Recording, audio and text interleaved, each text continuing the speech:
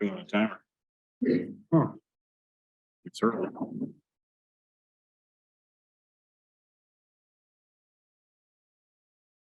So it's warning to be careful what you say.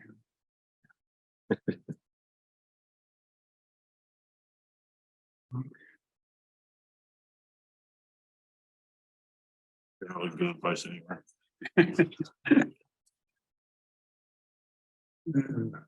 Thank you, Dave.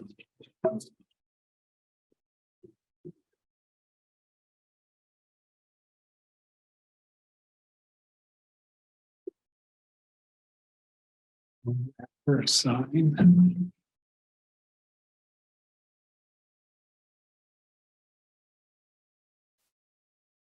You're right. Thanks, sir.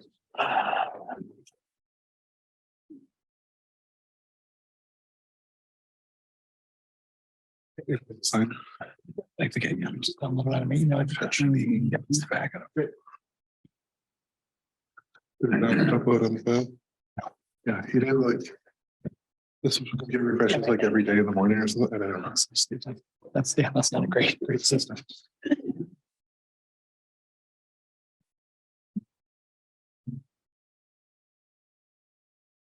Yep. Okay, it is 6 o'clock and we have a quorum, but we have two hearings tonight and in wondering which one to do first, I decided to go with the biggest crowd to see who is to, since most of you home early as I can. So who's here for the sign board? Who's here for a zoning board?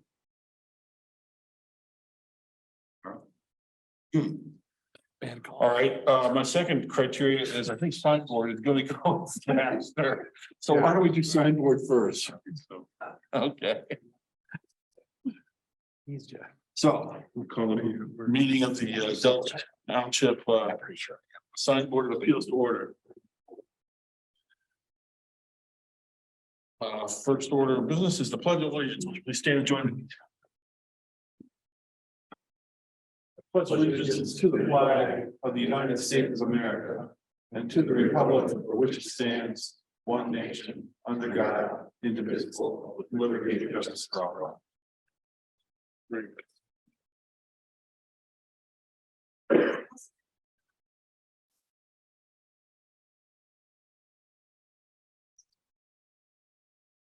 Roll call. Parking here. Cascarella. Not here presently. Hicks. Here. McConnell. Not here. Katzenbach. Here. Parr. Oh, Here. yep. And Corey. Here. We have a quorum. This item is to set and adjust the agenda. Matthew, do we have, I'm sorry, Dave, do we have any agenda adjustments? Not today. Okay. And as a matter of good form, are there any citizen comments for the sign board for matters that are not on the agenda? Hearing none, move on. Approval of minutes. We last met back on March 22nd, and you've had a chance to look at the minutes, I hope. Chair would entertain a motion to approve those. I'll motion to approve the minutes of March 22nd, 2022. Support by Sue Parr, support by Tip. Oh, no, Dave. Okay. I wasn't here. All in favor? Aye. Opposed? Hearing none, minutes are approved. New business. Before us, we have SBA case 23-1. Dave, do you want to introduce the case and Sure. the applicant? So before the sign board today, we have a variance request from the Lansing Town Center, located on Saginaw Highway right across the street from Lansing Mall. They're requesting for a larger ground sign than is typically permitted. The ordinance treats allows for two types of signage for business complexes in the commercial district. One is a pylon sign and the other is a ground sign. It does, however, treat them differently on the allowance of square footage requirements. So that is asking for a variance to have a large ground sign, which is arguably a more modern approach to strip commercial advertisement. Pole signs are kind of, a little bit of 1990s, early 2000s. As you can see in the staff report, I noticed that I pointed out discrepancy and I, for whatever reason, can't understand why the sign ordinance treats them differently. However, going through the staff report, we noticed that the property actually has two signs, which is a non-conforming occurrence. And the second sign, which is called we'll call it the target sign, is also a improper off-premise sign. So, it adds a little bit of intrigue and interest to this request. And looking at the property's history and how this sign came to be, the best that we could come up with is it was somewhere around 1990, and the property was kind of one whole unit. It was one parcel, and throughout the years they've been separated and sold to various entities. So at one time when it was put up, it probably was conforming with the sign ordinance at that time. However, because our sign ordinance is outside of our zoning ordinance, there's no such thing as a grandfathered sign. So it is something that we need to, kind of address as the property is in front of the sign board. So going forward, this is the definitions for pole sign and the definition for ground sign. Just so, we can be clear about what we're talking about going forward. This is the sign that they would like to put up, multi-tenant sign, as they say in their application.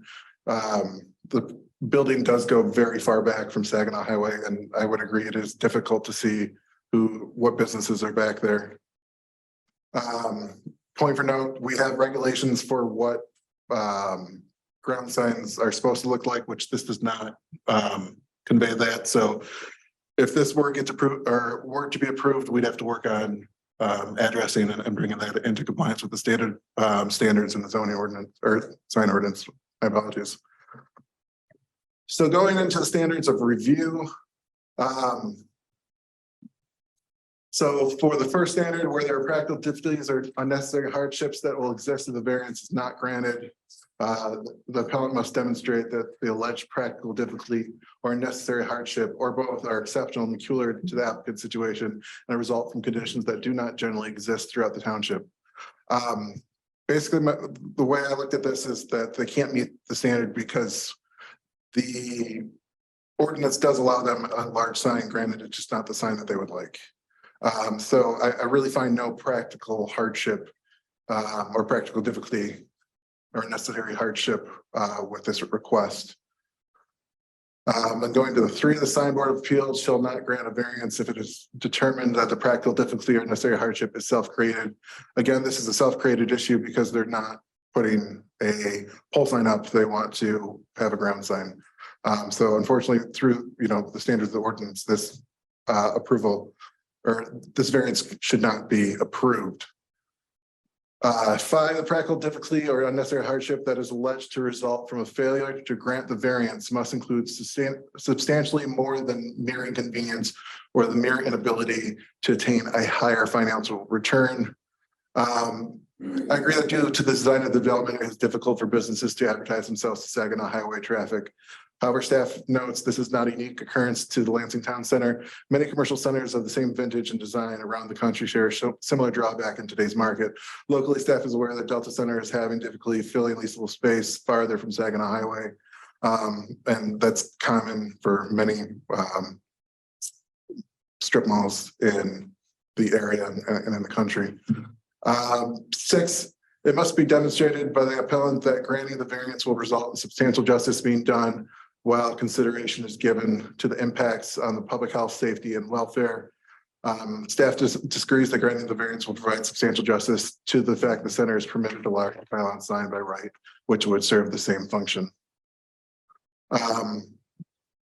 However, looking at wrapping up the variance request and kind of the profile of the site, One of my concerns that if that were to get approved and we did allow them to have a large ground sign at that location where they indicated that they want to, I'm sure many of you have been on that service drive in Lansing Town Center, and it's very dangerous, you know, even on a slow day. I have a fear that putting which is essentially a large wall right where they want to, could, you know, impede the vision of someone driving west along that service drive. And there's about 3 turning movements that they could do. And I just have a fear that, you know, putting anything there besides a pole sign, because with a pole sign, you have a greater, you know, range of view between 3 and 10 feet, which is typically the area that we regulate for traffic safety. I think that would be a bad location for a ground sign, much like that. However, where the location that the target sign is located would be an appropriate location for a large ground sign. It's right next to a straightaway. There's no ingress egress point. There's no other driveways. However, that would require them to remove the target sign, which I'm not sure if they necessarily want to do, but it would make the property conform to our zoning ordinance. And my general idea, which you can see on the last page, is the best case scenario, is that the modern zoning or the modern sign ordinance provides for areas like this, and we call it a unified business district. However, the township isn't the entity that needs to create it. It's the businesses within that area that have to do that. We have them existing Lowe's and Delta Crossings has been our most recent one. They're designed to allow for off-premise signage when it's, you know, in a contiguous commercial district. So best case scenario, staff finds that the UBD would solve everyone's problems, that would give them the sign they wanted. It would take away the non-conforming target sign, and we could put the sign in a very safe location.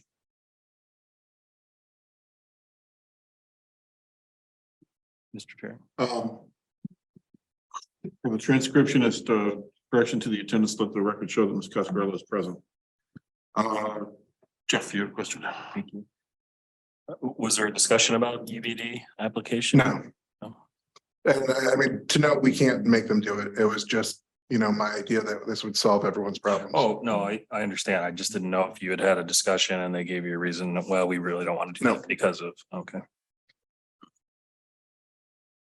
The other question I have is, could they achieve the square footage of sign that they wanted through multiple smaller signs? No, you're only allowed one business complex sign.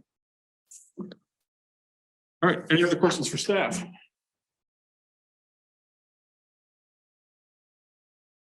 In the case, I would entertain a motion to open a public hearing. So moved. Or moved by Dave, supported by Tim. All in favor? Aye. Opposed? Hearing none. Public hearing is in order. Is there anybody here that would like to speak to this issue for the applicant? Welcome. Please state your name and address for the record. Hello, my name is Jim Johnson. I'm with Johnson Sign Company. Address is 2240 Lansing Avenue in Jackson, Michigan. Thank you. And thank you all for taking the time to hear our case this evening in regards to the proposed tenant sign for Lansing Town Center. We originally started working with Michael, the property owner, and Lisa last year to come up with a solution to help identify the tenants of this property. We believe that this property is very unique with the way it's set up. The property has buildings on it that make up an L shape, as I believe you can see in your staff report. But what makes it unique is the first building sets perpendicular to the road about 140 foot off of Saginaw.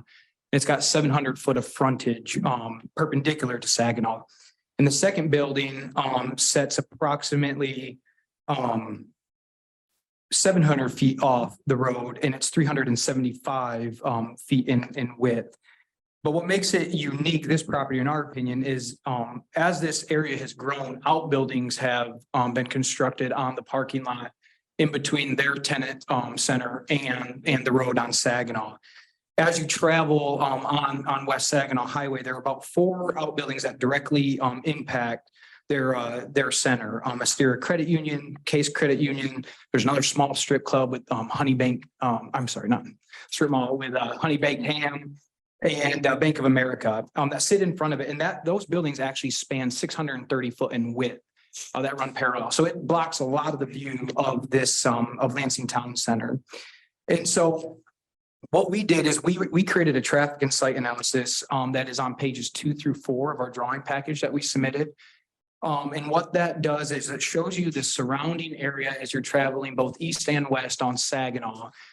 And I'm sorry. Yeah, I'll let you get there.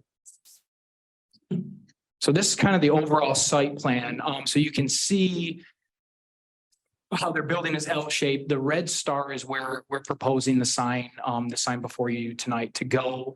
And then that building that's perpendicular to the road is that long strip right there. And then at the very bottom of the page is the other tenant that is parallel to the road. But you can see the distance it sets back.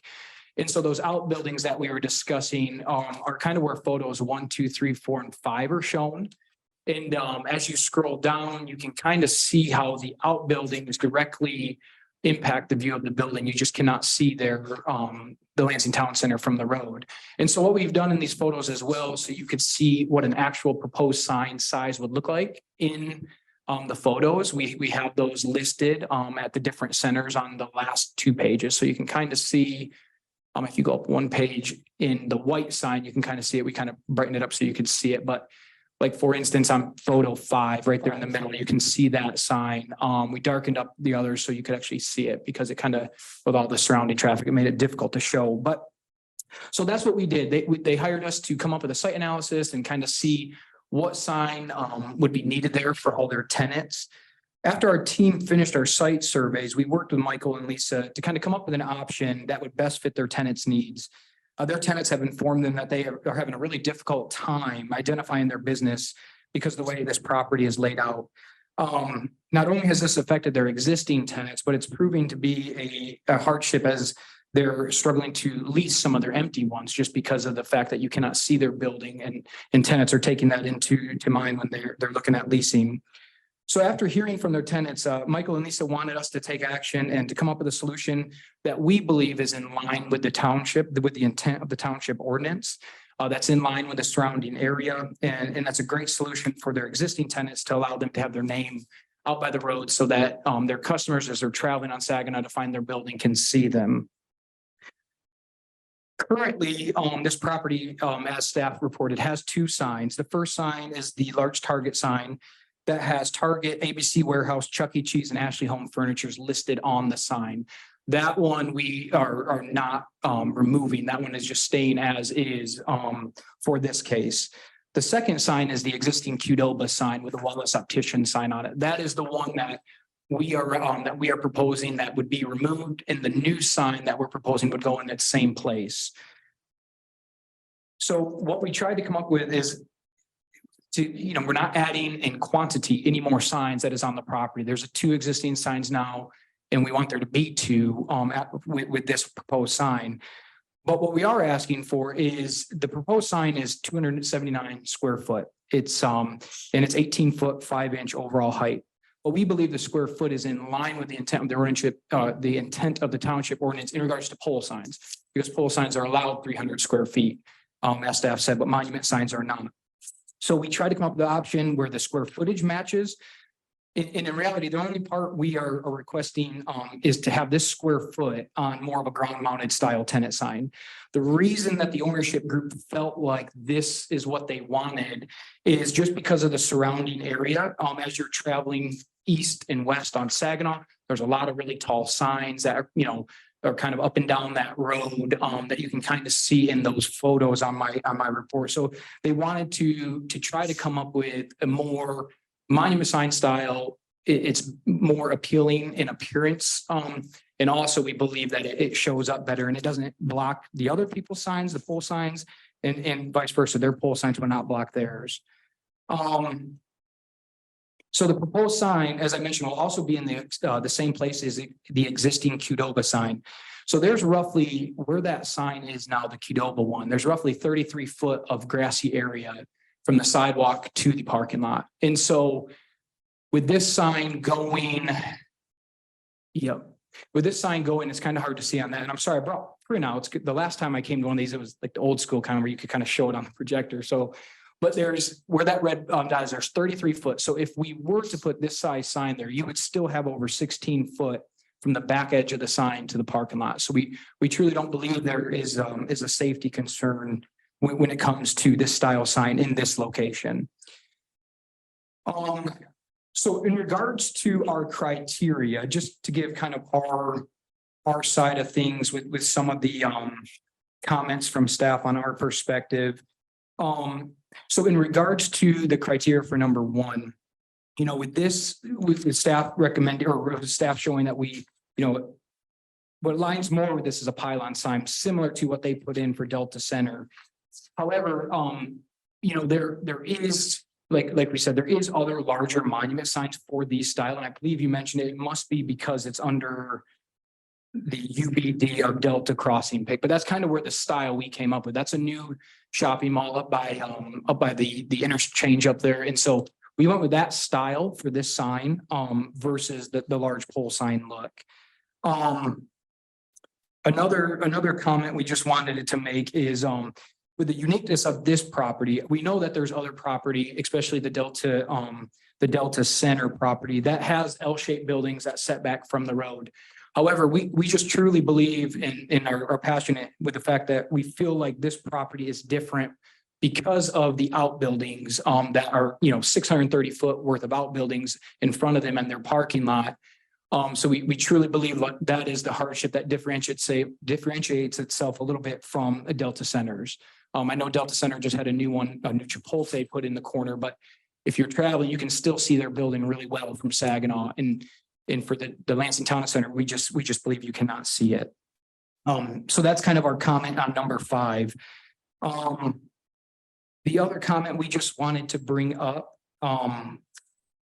was for the safety concerns, because, you know, we're fully on board with wanting to do things safely. And so with item number 7, for the safety concerns, you know, like I mentioned earlier, so there's roughly, if we were approved this sign, there'll be approximately 16 foot from the back edge of the sign to the parking lot. And so there's parking areas there now. And when you stake it off, that back edge of the sign will not block anyone's view as they're coming in, even the ones parking on that side. So we truly believe that for safety side of things, that this is a good fit as well. But other than that, in closing, you know, we just hope that you all can see the hardship that this property really does have with the way this property is laid out and the surrounding buildings that are on it. And we hope that you can see the effort and intentionality that the ownership group wanted to do to really go to bat for their existing tenants and their future tenants, to allow them to have some type of identification up by the road. And so that is what I have. I'll be here to answer any questions if you have any questions on the actual technical questions. And I know we have some other people that could talk in regards to the property itself and any history that may have been, because like the staff mentioned this, I think that Target sign that's there now, I think there's a lot of things that happened in the past to get that. And I don't know exactly the technical way that, you know, we could address that sign, but I can let the group talk. But that is all I have for right now. So in your comments, I found information that responded to most of the 7 criteria the applicants are responsible for addressing. And but I didn't detect anything that responded directly to number 3 and to number 6. And I was wondering if you could touch on those. Maybe I missed it. But... Yeah. So number 3, the Sign Board of Appeals shall not grant a variance if it's determined that the practical difficulty of the hardship is self-created. We just believe this practical difficulty or hardship was not self-created. The property is unique because of, at one time, it appears that it was all as one. And so since then, they've kind of parceled off like that back one where Target's at, that's on a different property, and the outbuildings around it. So the property's kind of been diced up in however many years. And so we truly don't believe that this is self-created with the existing tenants with the way it's kind of an L shape and it wraps back on the backside. And so that was number 3. Did you say number 7 or what? 6. 6 and number 6. So it must be demonstrated by the applicant that the granting of the variance result in substantial justice being done with consideration is given to the impacts on the public health, safety, and welfare. So the granting of this variance would result, in our opinion, to substantial justice because it would allow the center and its tenants the ability to properly advertise their business. This would be fair as this is very similar to the signs and style in this area. And granting this variance, we believe would positively impact the public health, safety, and welfare. Not only the safety that I tried to explain about not thinking the sign is going to have a safety concern, but also there's a lot of people traveling to this Lansing Town Center. A lot of them are smaller tenants, fitness places that are not your big time chains and other things. So when they have customers that are trying to travel and see them, not being able to even see their building from the road, we believe, at least by being able to advertise out by the road, it would do substantial justice for the safety and the public health for those of their clients. Thank you. Are there any questions from board members? Mr. Chair. Yes. You probably heard the question I asked of staff earlier. Was there a reason you didn't look at the UBD designation under the sign ordinance, which was basically enacted in order to satisfy these types of applications, meaning more flexibility in signage for an overall reduction in density of signage? No, not that I believe. I don't believe, to be honest, I don't believe we knew much about it until this report coming out about the UBD. Okay, and then the other question is, the outbuildings you're mentioning, those have all been in place. There's no new outbuildings on there since the owners acquired the building 1.5 years ago, right? No, I don't believe so. Okay. All right, thank you. Any other questions? Yes, How do the businesses advertise now? There's no signage for like the Rusty Nail? So they have, I believe most of them have wall signs that are on the building, but In the front? on the side, so facing the parking lot. So you can't see, you can't see them from the road, but if you turned into the parking lot and traveled inside the parking lot, yeah. And they aren't able, or would they be able to add their signage to the Target sign? The Rusty Nails, as an example. Yeah, I do not, I believe the way the ordinance reads now, that being a non-conforming sign, I don't think you can make changes to it. You could take someone off and put someone on, we would allow that, a copy change, but to enlarge it by any Right. means would not be permitted. Thank you. Let's go. You provided in the packet photos of the proposed sign, kind of impose that on the photos, the street level photos. And that is a large sign in a busy area. I know you made comments that you didn't think that was going to impact safety in any way, but was there any kind of formal review of that kind of placement? I know in some cases when we've considered different sign proposals, we've seen even diagrams that show, and I know, I'm not going to speak technically to it, but I know there are kind of some angles that allow sight around corners and things like that, because it is a big sign that would block the view from oncoming traffic in a congested area. Often, I don't mean necessarily on Saginaw, it's in the shopping center. There's a lot of traffic at that intersection. So has there been that consideration or application of any standards there to know that, to demonstrate?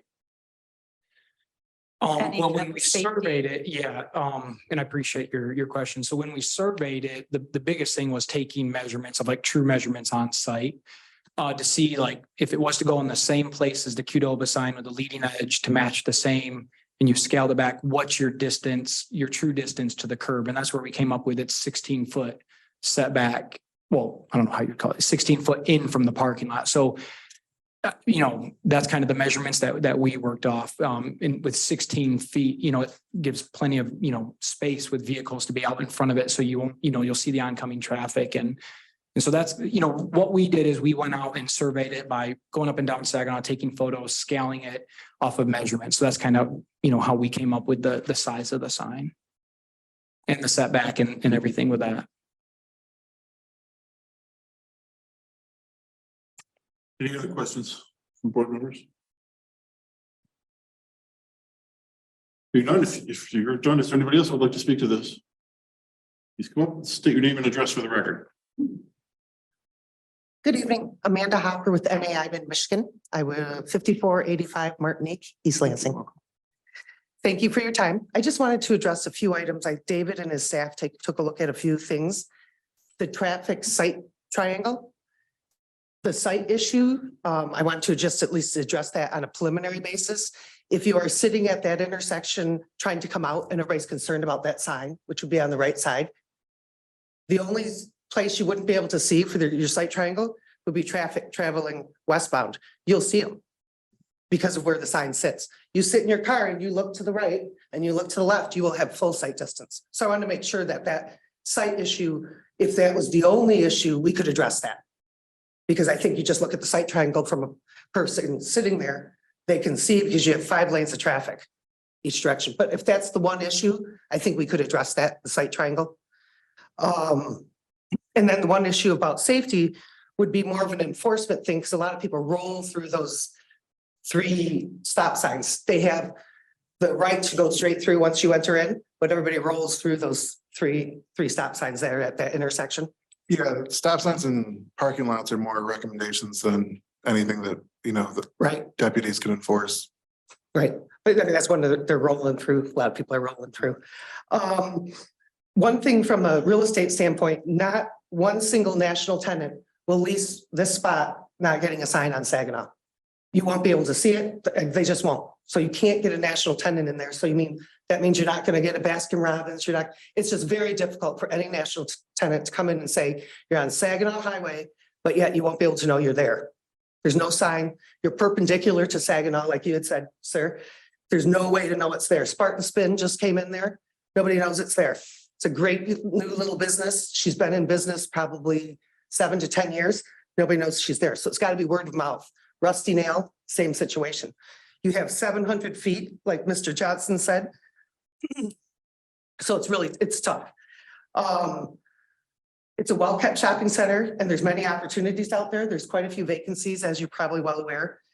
We need some viable centers to compete with the development over by the freeway. That section's been a little bit vacant as far as people coming in there to shop. Many of the Lansing businesses are moving out of the area and going into a more exciting, viable area like over there. This township does not want to have the vacant space. That's not a good thing for the township. The sign will help facilitate filling the space and continue helping the development survive and thrive. I guess that's pretty much it in a nutshell. I think it would be a good idea to look at the UBD. The tough thing is Target has their sign. The sign is not even in front of Target. It's probably a good 700-800 feet before Target. And Target's kind of a tough animal to work with. And so we have approached them and done a little bit of preliminary work, but I don't know if we were aware about the UBD, but as you're aware, Target would be a tough one. And that one, since it's on the left side, would impact sight distance. Thank you for your time. Cool. Any questions from anybody else care to speak to this from the audience? No? Any? Oh, I'm sorry. Yeah, my name is Michael Coe, 210 Sylvan Avenue, Inglewood Cliffs, New Jersey. So I actually own the building along with a couple of our partners. I bought the building about a year and a half ago. And my thinking is that clearly I need to have a good tenants and I want them to do well and so help them and help me. That's kind of my philosophy. And as Jim and Amanda mentioned, unfortunately, our big tenants, I'm talking about the Ashley Furniture, Chuck E. Cheese, and ABC Electronics, they do have a signage on the Target sign. And when I actually bought the building, the previous ownership told me that they were having good discussion with the Target, so that Target can move their signage more appropriate to their property. It wasn't concluded by the time when I bought the building, but I decided to continue the discussion with the Target. Unfortunately, the contact I received from previous ownership at Target, it's a big corporation, so people moved on, responsibilities changed. So it took me a couple of months to even find right people. So eventually I was able to talk to, I guess, district manager and his boss. And I proposed that I'll pay for moving Target sign to the proper location. And hopefully we can build more proper signage for our tenants. They went back and that eventually, after a couple of months, they came back and essentially they decided that, I mean, it's a big sign they have, so they decided to keep what they have. And they really don't want to bother with any changes. And the district manager was, he was a very nice gentleman, but basically he said, it's a big corporation, we got thousands of stores and, we like the sign we have, so we really don't know, go through any changes. So that's when I decided to work with our building management and Jim, whether we can come up with, I guess, plan B to help out, especially the small tenants along that in the depth area. We probably have a space for about, I'd say about 10 to 12, depending on how we subdivide the space. And of course, these are all small mom and pop shops, most of them. And so definitely I want to find a way to at least expose that they have a businesses. So again, to help the tenants and help us. And that's the reason that why we applied for this signage variance. So any questions, I'll be happy to answer. Just for staff. Mr. Chair. So is the existing Target sign is located on which parcel? It's on Lansing Township's or Lansing Town Center's parcel. The interesting thing is Target doesn't have any frontage anymore on Saginaw Highway. So if that sign were to be taken down, which our ordinance has very strong language, non-conforming signs. And there's, like I said, there's no such thing as a grandfathered sign in Saginaw or in Delta Township. They would not be able to have a sign on Saginaw Highway unless they went through a UBD process. So the sign that's on the existing Target sign is on this gentleman's property? Correct. Okay, so when you bought it and you got a title commitment, you looked at it, do they have an easement? How is it that they have a sign on your property? I believe that it was a one-week property and when it was created. Well, that may be, Yes. but today you own it. Yes. So how do they have the ability to have a sign? Also, On your property. Yeah, there's actually easement agreement that previous ownership signed. Okay, so there's an easement that ran with the land. Okay, thank you. Anybody else wants to speak to this issue? Is there any conditions in the easement?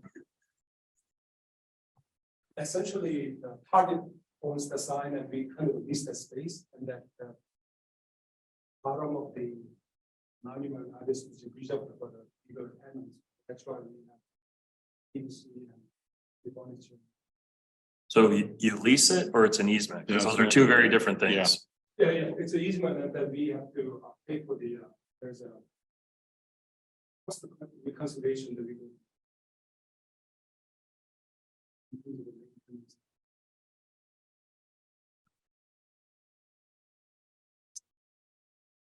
I don't believe there's any other people that want to speak to this issue. So, Ms. Cascarello. Yeah, ma'am, but I just have a question for Dave.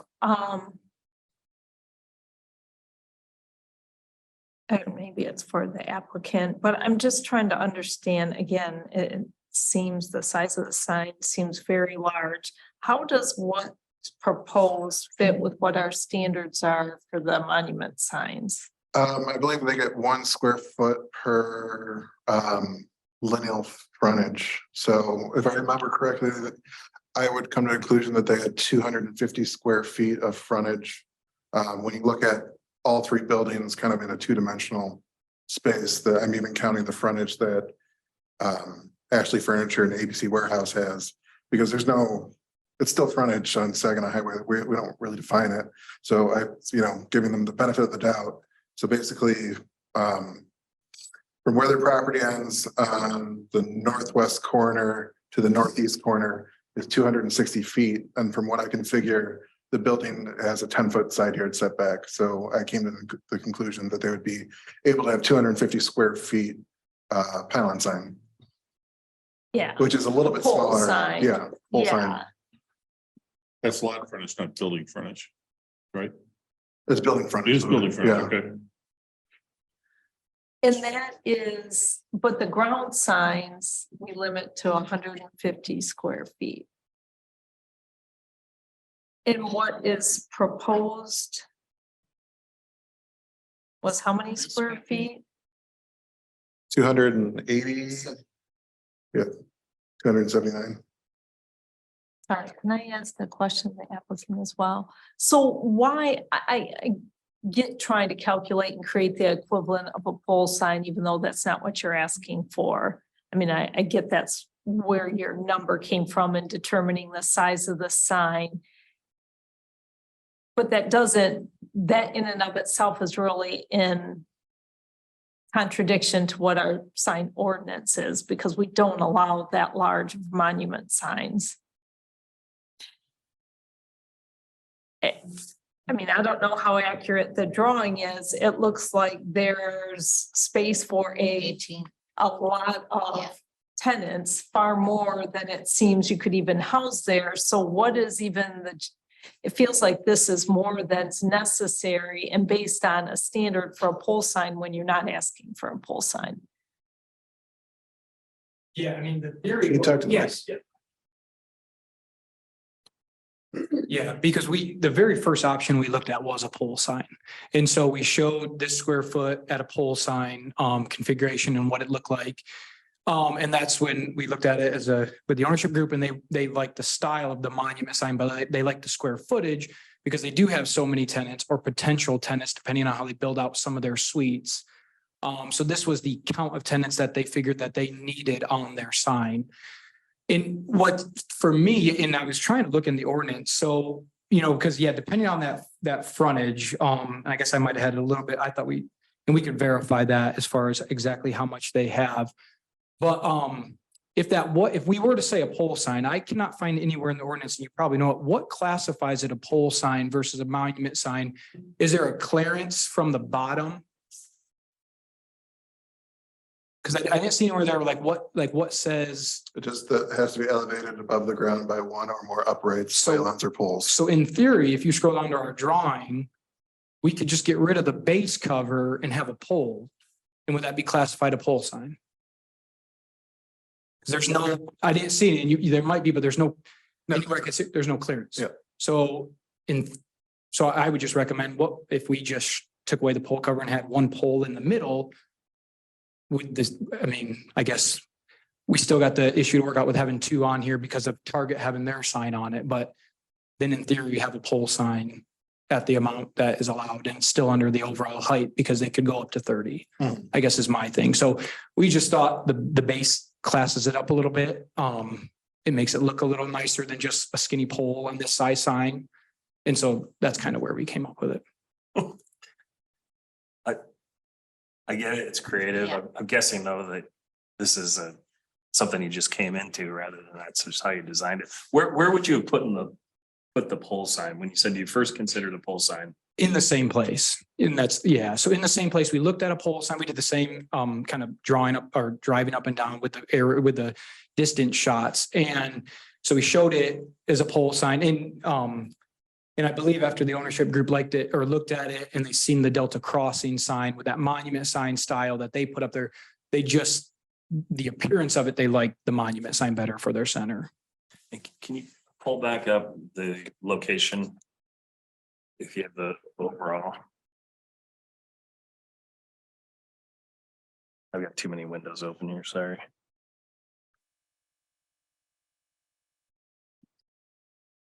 And the Target sign is on the west side of that, correct? Yeah, it's right about there. Yeah, I think that's the shadow.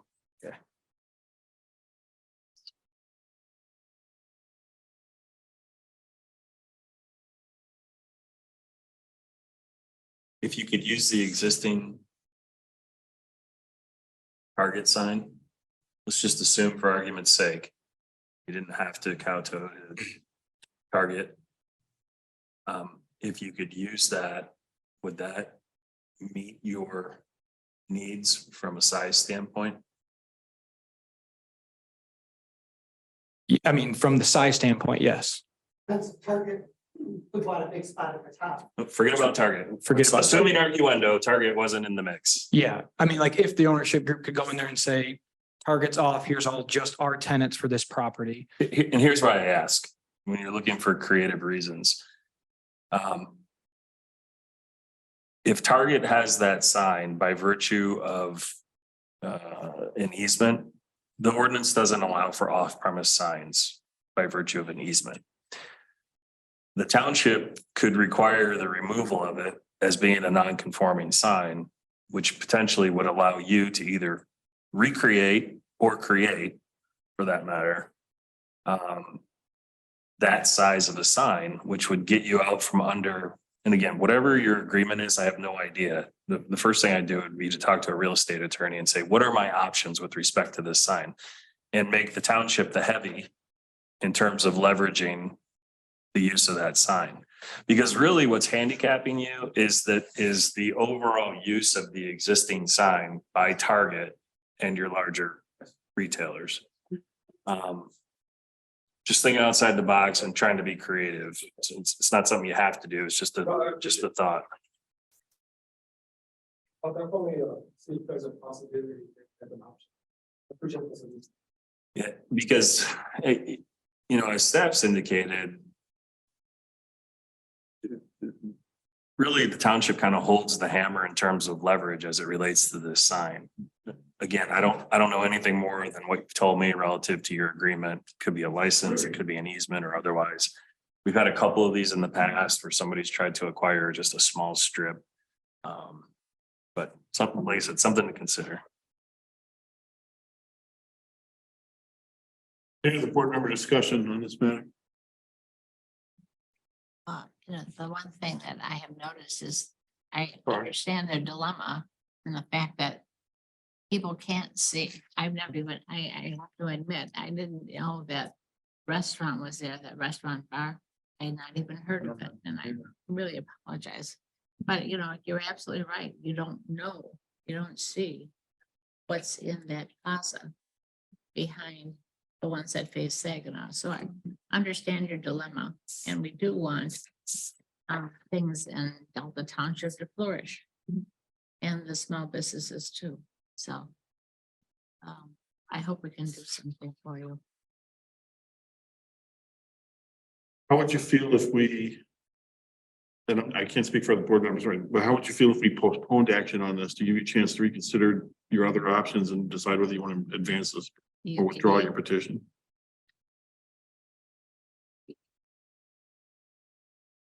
It's true.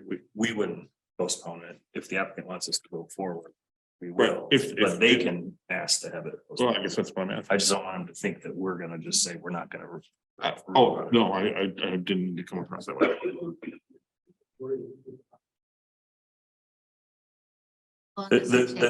The reason that our chairs suggest that is just based on the comments tonight, and there's a few folks who haven't heard from, I don't know how this would play out. If it's denied, you can't apply again for another year. So that's why the suggestion comes about. So do you want me to make that formal? It's up to you. Yeah. And again, it's entirely up to the applicant. I don't. Yeah, and I think the applicant is in agreement. I mean, if we can get their town centers on the existing sign, the target sign that's on their property, that would make most sense for them as well. And so I guess the one thing before I make the official recommendation,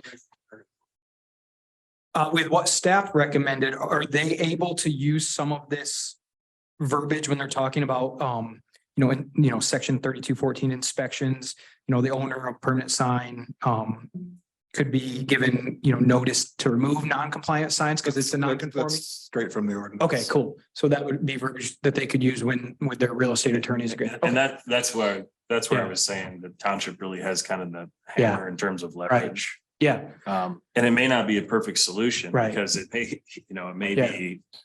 The sign has to come down altogether. I Right. don't think you're gonna skirt things by saying like, you only have to take down the names on the sign. yeah, yeah.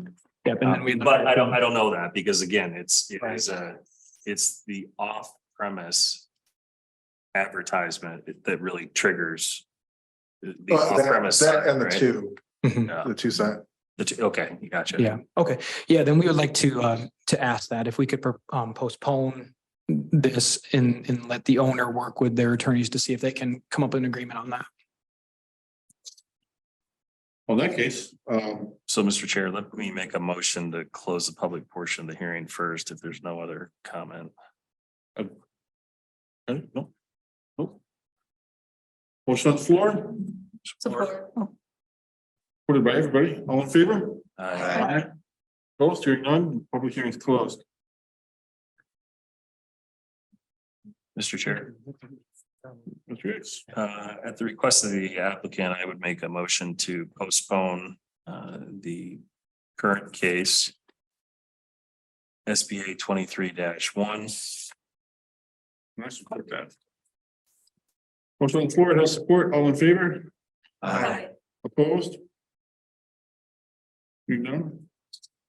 Yes. Well, does that need to be a voice vote or a roll call? I don't know if it does. I don't know. Our parliamentarian is not here. I I guess it wouldn't hurt to do it. Yeah, Yeah, let's do a voice vote on that. Second.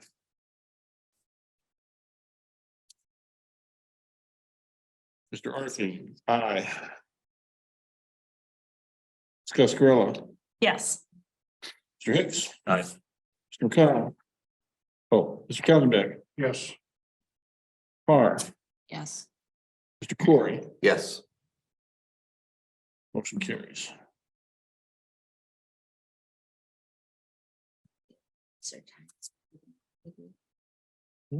If they review it in much lesser time than trying to do it. Wouldn't they need target to do a UBD? David, you please advise the applicant of the decision and next steps that implies. So they postponed decision. We can work, give me a call when you figure out what you would like to do. I would recommend going to every business owner there because the more people that you can get in your UBD, if that's the direction you're gonna go, you can share, you can have more signage at more locations. So, you would have the ability for your tenants to have signage on all drive if the UBD went all the way to all new big lots. And they could have. Plus, you could share in the expense of signage, which is not inexpensive. So we meet the second Tuesday of every month. So if you could give me 2 weeks before and whenever you guys want to put it together, we can go from there. Good luck. Very good, thank you. Thank you. All right, moving on the agenda, old business. Do we have any old business? Any other business? Kelly and I are beginning to work on a new sign ordinance. I know we talked about it and we're waiting for a Supreme Court case out of the city of Austin to kind of clarify things, which it did, which is now why I can confidently say that was an off-premise sign because I'm allowed to. That is a fun hobby, new sign ordinance. Very good. Staff comments. Okay. Board comments. In that case, I would entertain a motion to adjourn. So moved. Support. All in favor? Aye. Opposed? Hearing none? We are adjourned. 10-minute break.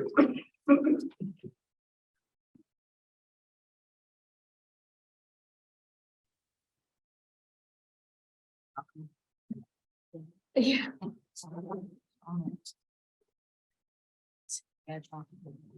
So much on the agenda. I know, no, I knew I was gonna be here. I just got caught up at work It and This sign board. So you many know, it's just. I sat at the line, I said it, like, oh, at all times, I might actually make it on time. I was so close, but I figured it might be a few minutes. Too many. So, Just deletes. yeah. Well, and here it just, it doesn't.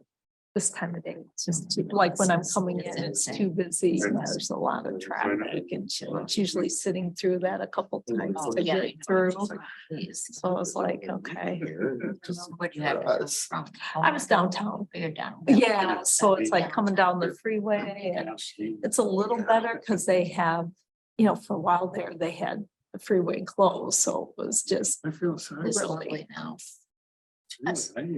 Oh, no, I said, "Wait, this. So it doesn't start. until here." It's- Oh. yeah. Well, it has a weird sound when I'm driving. You see that because that's how it's. Yeah, but they. very strange. But I thought, oh my And I God. don't know, that stretch. I had heard that they had issues getting free, and it's interesting, they did that stretch with asphalt. So So it's something very different. I don't know if that was intentional or there really was a kind See, I never. of issue. It's like they didn't finish the one overpass and I think didn't have a concrete for it.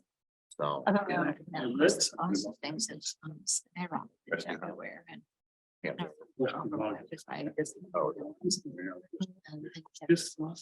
Different choice. This is all. It's all more now, so, yeah, you had Well, some- I think they definitely had delays like doing work because they didn't have vehicles. So.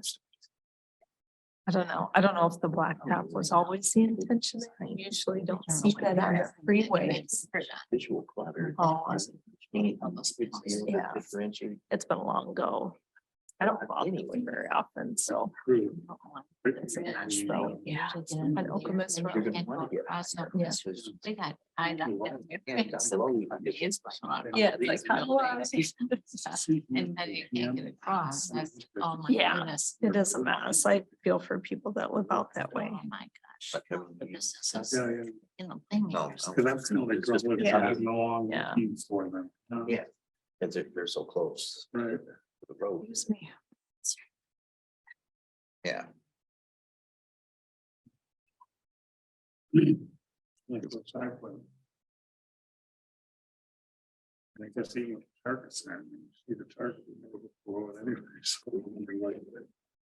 Yeah. It was on.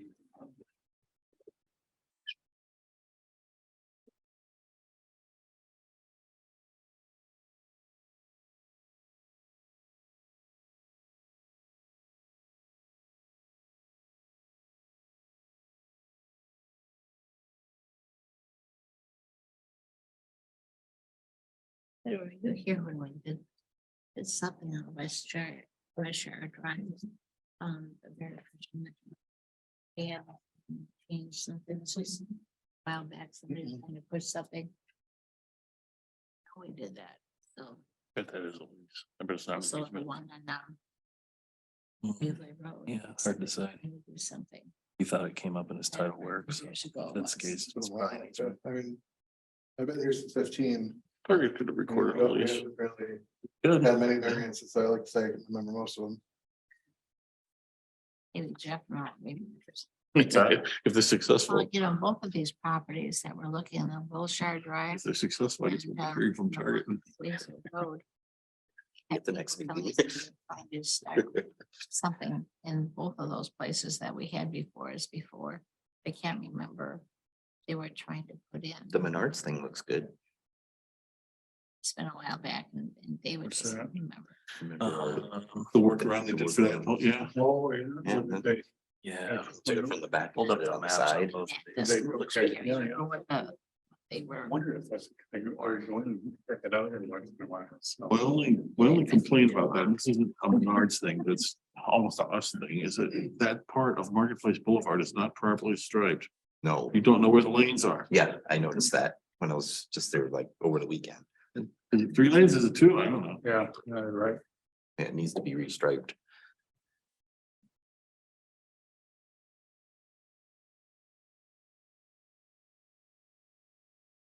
Not the West Shire Drive one was the, I'm gonna take a closer was look. the AAA one, no? So there's really trucks or stuff coming in from the back and rear. Wish I Drive is a AAA one. Yeah. That's been there forever. It's in the front Just because next to that. the problem I was. think. Next to it is a vacant. Condo. Immediately next to it. But this one is on. They're Yeah, going in from the front. left. That- Seems like it's on That's almost stolen, sorry. no worries. I know. I'm over there. Other reasons. In 302, it's Kent Hausler's old staffing building. It's it's an insurance company, David Chapman Insurance Company at one time. My girlfriend Jan Cunningham, well, judge now. You're told me Hey, we know her. this night too. His family here Ready? in Cunningham. Right. You ready? It's not her. And it's Jeanette I just want to check one thing. Kirby in her law office down there. It's there. Years ago.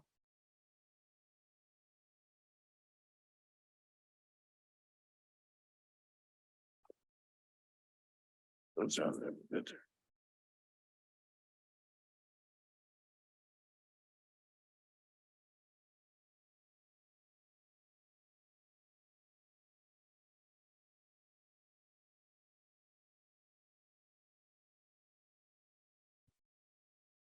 Everybody ready?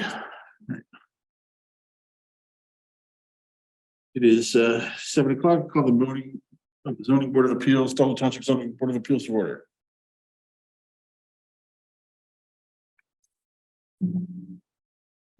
Just to err on the side of caution, let's do the pledge again. Come on. That's worse things to do. I pledge allegiance to the flag of the United States of America and to the republic for which it stands, one nation, under God, indivisible, with liberty and justice for all. To the agenda. All right.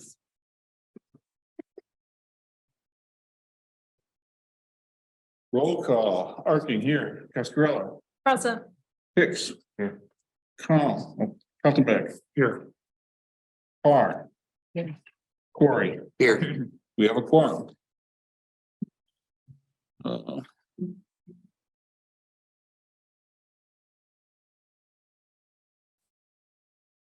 We have any changes to the agenda? We want to approve this agenda as is? No changes today.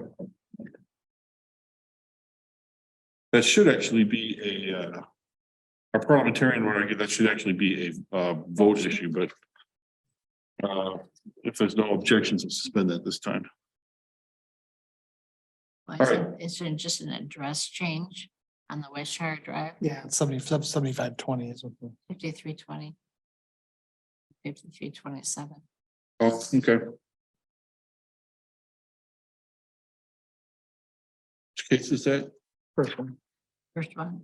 Oh, it says 5320 and it should say what?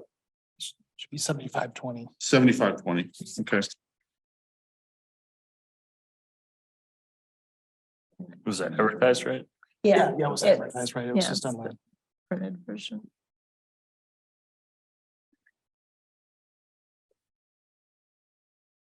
Okay, citizen comments for any items not on the zoning board of appeals agenda tonight. Seeing none, hearing none, moving on. Correspondence, have we received any correspondence on this? No, we sent it out, the three papers or three requests on the ZBA and no responses to any of them. Approval of minutes, we have the December 13th, 2022 minutes before us. Entertain a motion to approve those or? There's a pleasure of the board. Support. Who made the motion? Not everyone from down there. Oh, Sue, you made the motion? No, Oh. I will. I thought Jeff did. Moved by Sue, supported by Tim. All in favor, say aye. Aye. Opposed, hearing none. Minutes are approved. Before us first, we have case V 23-1-15. Matthew, do you want to introduce the case and the applicant? I'll take this one. Oh, okay. Dave. So before the ZBA today, we have Cedar Classical Academy. Applicant is Caroline Hummel. They're requesting two variances at 7520 Westshire Drive. Zoned office. The first variance is section 8.47D. In the zoning ordinance, it states that play areas for schools cannot occur within the front yard setback. This property is on the corner of Canal and Westshire Drive, northwest corner. And the way the building, existing building is situated, they'd like to utilize the front yard for recess space and, you know, all things that schools do outside with the children.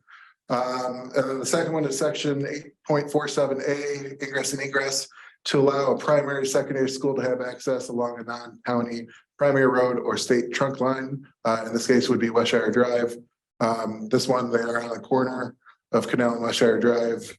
It is an existing building and, you know, they were told, AAA was told to put it on Westshire Drive because, you know, Westshire Drive has many buildings on it and really it's a traffic safety issue. So I provided some existing conditions. So you can see we have Canal Road here, Westshire Drive on the south.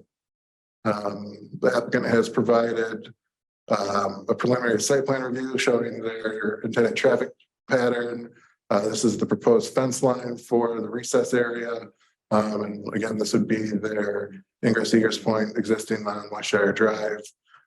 They've also provided a detailed traffic study, which they have submitted to Matt Hannis, the Eaton County Road Commission. He has no problem with the Westshire Drive. It shouldn't impact traffic in the slightest, honestly. I've included his email.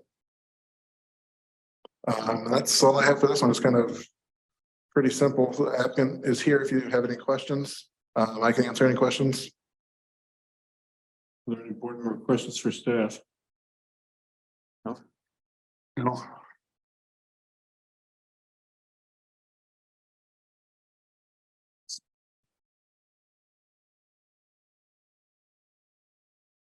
I guess we'll entertain a motion to open the public hearing. So moved. Support. Moved by Dave, supported by Andrea. All in favor, say aye. Aye. Opposed? Hearing none. The public hearing is open. Who in the audience would like to speak to this request? Anybody? Welcome. Please state your name and address for the record. Caroline Hummel, 1419 Clifton Avenue, Lansing. David, you had requested that I add a statement here. Would you like me to read that now? Yeah, go. We'll start 1 through 5. And the thing that you missed on your narrative was the last part. So then just include that there. Okay, great. So we have requested two variances. I will start by addressing the setback variance.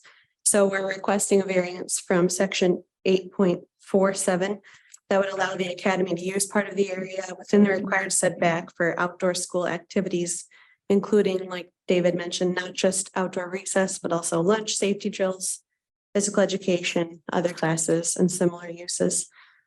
So section 15.04B defines 5 criteria for the issuance of a variance. First of all, this variance request is due to unique circumstances peculiar to the property, namely that it's a corner property on the corner of Canal and Westshire. So as such, the property is subject to 2 front yard setbacks rather than 1 along both Westshire and Canal. And because of the location of the existing parking lot, et cetera, much of the property's green space is actually in those setback areas along Canal and Westshire. Second, the variance will not cause a substantial adverse effect on properties in the immediate vicinity. We're preserving the vision triangle on the southwest corner of the property. We are preserving the green belt and a green buffer between the property in the canal in the Westshire frontages, as well as a fence and intended landscaping up between the property and the hotel property. The yard will not be cluttered with play structures. Although we're requesting a variance allowing play area, which is a term that's not defined in the ordinance in that setback. We're not requesting permission to create play structures, playgrounds in that setback area. Third, the need for the variance is not self-created. As I already mentioned, we didn't create this hardship. These are just pre-existing factors of the property. Fourth, the variance is not contrary to the purposes of the ordinance. By preserving that vision triangle, installing the fence for safety, planting the green belt, keeping the setbacks free from any new structures, and generally improving the property. The academy intends to operate within the purposes of the ordinance and believes that the variance may further such purposes. Lastly, the variance is not requested because of and does not relate to any non-conforming use of neighboring lands or any permitted use of land structures or buildings in other districts. So again, this is due to the unique circumstances of the property and not related to the surrounding area. And then David asked me, this is not included in your packet, but if I would address sections 15.04C, which defines 4 requirements, one of which must be met for the zoning board of appeals to find prior to granting a variance. And since this is not in your packet, I'm just going to read it. We believe that we have demonstrated that this variance request meets requirements 1, 3, and 4. In this case, the first and third requirements are related to one another. For the first requirement, we believe that we have demonstrated practical difficulty preventing Cedar Classical Academy from strict compliance with the setback restrictions. For the third requirement, this difficulty is due to the unique circumstances of the property rather than to general conditions of the area. These unique circumstances are that the subject property is on a corner lot and is thus subject to those 2 50-foot front yard setbacks in which it is prohibited to have a play area. As mentioned, play area is not defined in this ordinance, and we are interpreting it broadly. Prohibiting student activity within the setbacks in strict conformity with the setback restriction would be unduly burdensome for an otherwise permitted purpose. Note, I use the word permitted, understanding that this variance is pending our acquisition of a special land use permit. The academy's intention is not to build any play structures within the setback, and I do want to reiterate that point. If the board interprets this restriction to be a blanket prohibition on all student activity in the setbacks, however, strict compliance would prevent academy students from utilizing a large portion of the property for myriad activities that you may not be picturing if you think about playgrounds alone. These activities include all the examples I have mentioned. In other words, many instances in which small groups of children receive academic instruction outside. And for the fourth requirement, we believe that we have demonstrated that the variance we have requested observes the spirit of the ordinance, secures public safety, and does substantial justice. The purposes of the ordinance are to promote public health, safety, and general welfare, and to reduce hazards to life and property. The well-being of our school children is the highest priority in the academy's search criteria for a school property. To this end, the academy has employed the expertise of architects and civil engineers to properly prepare for the safety of school children on this site. We believe that the site plan we have proposed adequately provides a safe environment for the school children. Therefore, we ask that you grant our request for this variance. Thank you. Any questions from board members? Sir, okay, I'd like to ask Ms. Parker? the applicant. I wanted to check, and I see the line where you're gonna have the fencing and things like that. In the parking lot type thing where I wondered, in your ingress and egress, well, how are the children protected? I know you're gonna have a fence, but is that gonna be enough? Keep them safe? So yes, That during- parking. I understand. Okay, so during carpool drop off and pickup is specifically what you're thinking about? Correct. Mhm. So we have on our site plan marked up this drop off area on that south side. This inspection bay area, particularly with those ramps downward, is where we are mostly intending to have students be standing with their teachers while we do drop off and pick up. We always have teachers standing with their class until the last student is picked up. And so they would be standing on that west side of the parking lot all together in lines with their teachers. And then that would enable their teachers to release them individually, staying on that west side of the parking lot and only entering the cars from the right side. So in no instance would the students be, running through the carpool lane to find their car without teacher supervision. Then also Matthew Hannah, the engineer manager, had also suggested instead of the minimum road opening is 30 feet instead of the 25. That, are you going to change that? Yes. 30 feet need to be 30 And that's feet. not shown on this site plan, but we've already agreed to take that Okay, into and account. The radius of the feet instead of the 20 feet, okay. Mhm. You're gonna do both of those. Yeah, so that would be expanding the driveway 5 feet to the east, away from the Canal Westshire corner. Okay, thank you. Any other questions from board members? Hearing none. Thank you so much. Anybody else care to speak to this?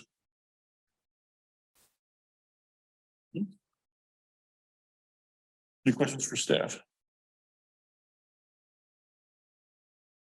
Okay, so then entertain a motion to close the public hearing.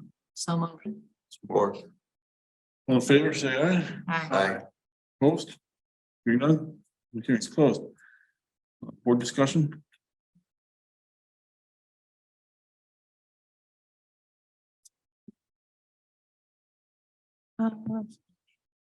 Discuss Squirrel. We close the public hearing. I would make a motion unless there are any questions or. I'm sorry. We're not- I said I would like to make a motion unless board members Okay. would like to delay that for any reason.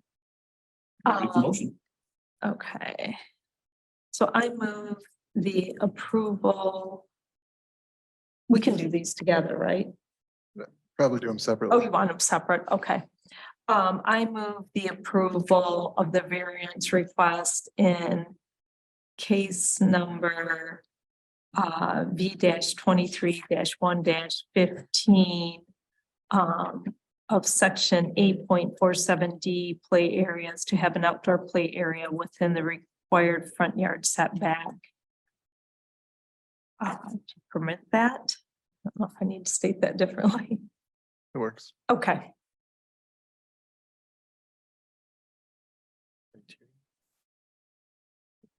Is that the first one or the second one that you? I did the first one. Okay. All right.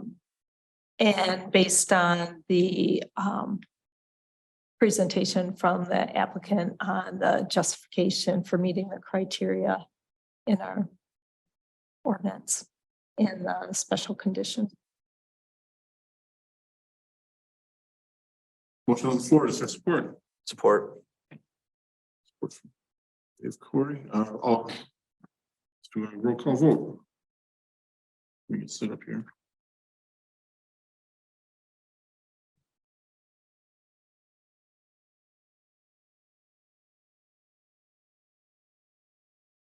Striking, that's me, I vote yes. Ms. Cascarella, Yes. Mr. Hicks, Yes. O'Connell. Oh, Mr. Cosmic. Yes. Ms.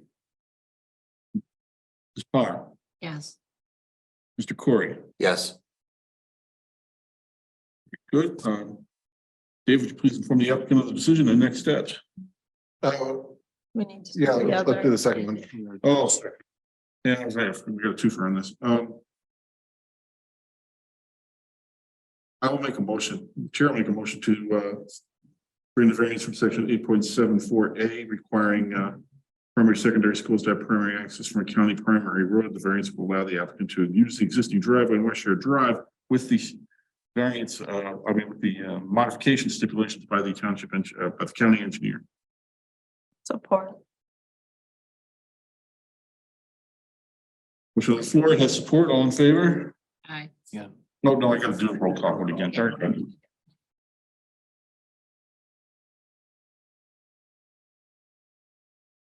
Arking, yes. Cascarella, Yes. Hicks, Yes. McConnell. Councilman Beck. Yes. Parr. Yes. Mr. Corey. Yes. Now Dave, we inform the applicant of the outcome and the next steps. So you did get approval for both of your variances, which allows you to continue on to the special land use permit process. You can submit tomorrow if you'd like, or if you have any questions, give us a call at the planning department. Good luck to you. Yeah.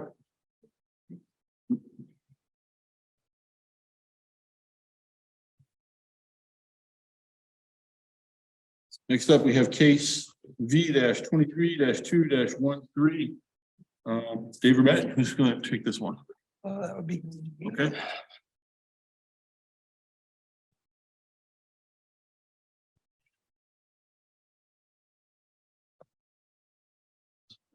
So we have 302 South Waverly. They're asking for three variances, actually fairly similar to the one we just did. So the first variance is for, they would also like their 5,000. So for, this is going to be a childcare center. And similar to schools, they also have the requirement for the 5,000 square feet of contiguous open space. They're wishing to put it in this area, or let's see, this area right over here, which is the front yard from Hume Boulevard. This property kind of suffers from the fact that it was developed before our ordinance standards for corner lots. There's technically 3 front yards, which kind of hems them in. So they're asking, basically, since the existing building's already there, they're looking to put the open space along Hume Boulevard within what would be traditionally the required front yard setback area. The second variance would be to substitute in that same spot, to substitute a 10-foot wide green belt for the required 30-foot wide buffer zone. So this property is zoned office, and then this would be a special land use permit under the office designation. But then on the west side of the property, this is a neighborhood, so this would be RC. So technically they're required to put this 30-foot wide landscape buffer, and they're looking to put just a regular green belt that would be required along road frontages in a 10-foot wide buffer instead. Basically for the same reason that the lot's already built out, and this spot to make it the full 30 feet wide, it would cut into their 5,000 square foot playground area, which I think there's a better picture of it right here. There you go. And the third variance is to remove the requirement for curbed parking. And I believe that would be on Otis Street here, just because that's the way the property was designed to drain that way. So curbing it would impact their drainage is what the applicant argues. So like I said, most of this basically kind of comes down to the fact that it's a developed property trying to fit modern standards on, and without trying to change the layout of the property too much. That's basically the overview of the case. I'd be happy to answer any questions, and there's representatives of the applicant here as well. I guess I'm not sure about the drainage issue. Is there a drain downgrade of this thing that would be blocked by a curb? It's they said it sheet drains towards Otis. The applicant can probably speak to that issue with it. Any questions for staff?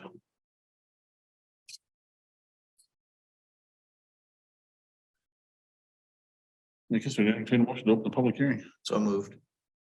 Support. Supported by Mr. Dan, supported by Andrea. All in favor, say aye. Aye. Opposed? Public hearing is open. Who in the audience would like to speak to this case?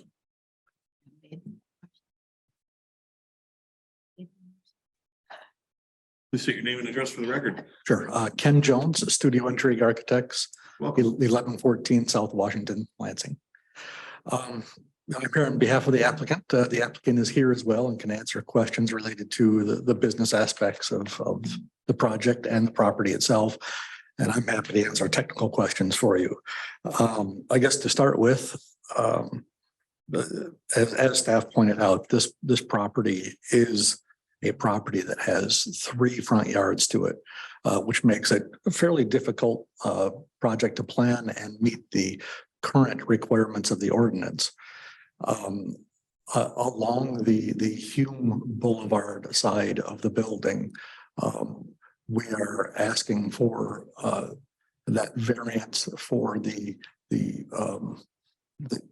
required distance of having the playground area off of the road. Our building is actually 51 feet off of the road. So having the playground area 50 feet off the road is fairly difficult.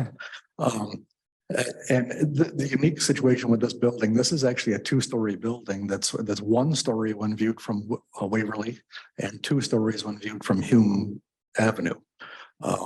So the lower level of the building is where the daycare, childcare facility will be located. That is only accessible from the western side of the building. So the western side of the building, but honestly, is the only area that has a connection to the interior of the building where the childcare facility would be. So having a playground directly adjacent to where the children would be inside the building, they can only come out to the western side or to the northern side, which is actually even closer to the road. We have no ability to come out to the southern side because the southern side of the building is built into the hill. So the southern first floor, lower level of the building has no doorway to come out to that side. So we only have the opportunity to get the children out of the building to a playground on that western side. And that western side is 51 feet from the side of the road. So we're requesting that variance to allow us to have the playground in that area. Beyond that, we're planning to create the buffer strip in there with a vinyl fence to block views of the playground, but then also heavily landscape in front of it to present landscaping to the neighborhood, which is across the street. The third variance, which you had just mentioned, which was the sheet draining of the parking lot. The parking lot is existing in that area. Most of the site is asphalt. It drains from the south to the north, and sheet drains right off the edge of the parking lot. There are no pipes under the parking lot currently. There are no catch basins. It drains into the grass area along the northern side of the parking lot. So we're asking that remain. We would clean up the parking lot in other respects, add landscaping, add curbs throughout the parking lot.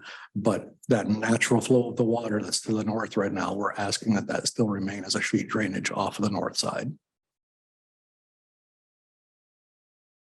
Mr. Chair. Yes. So the variance for the curbing. Yep. You're only asking for that as it relates to the north side of the property? Correct, because that's the way it currently exists there. Thank you. Are there any questions for the applicant? Other questions for the applicant?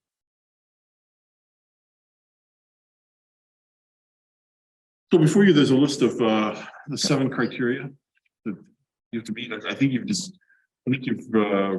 I can go through it more formally. Okay, you're talking about the 5 criteria, correct? It's 5. It's 5, yeah. Okay, just want to make sure we're talking about the same thing. The first, that the variance request is due to a unique circumstances peculiar to the site and not to the general neighborhood conditions.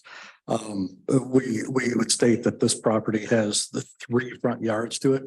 It is an existing facility. It is built into a hill, and we only have the opportunity to have the children leave out of the west side of the building. The west side of the building is 51 feet from the property line. And therefore, to get them to a playground area, we are unable to keep that playground area 50 feet away from the right of way for the road, which then requires us to have our fence within the 30-foot setback area. And so we're proposing the heavily landscaped buffer in relationship to that as well.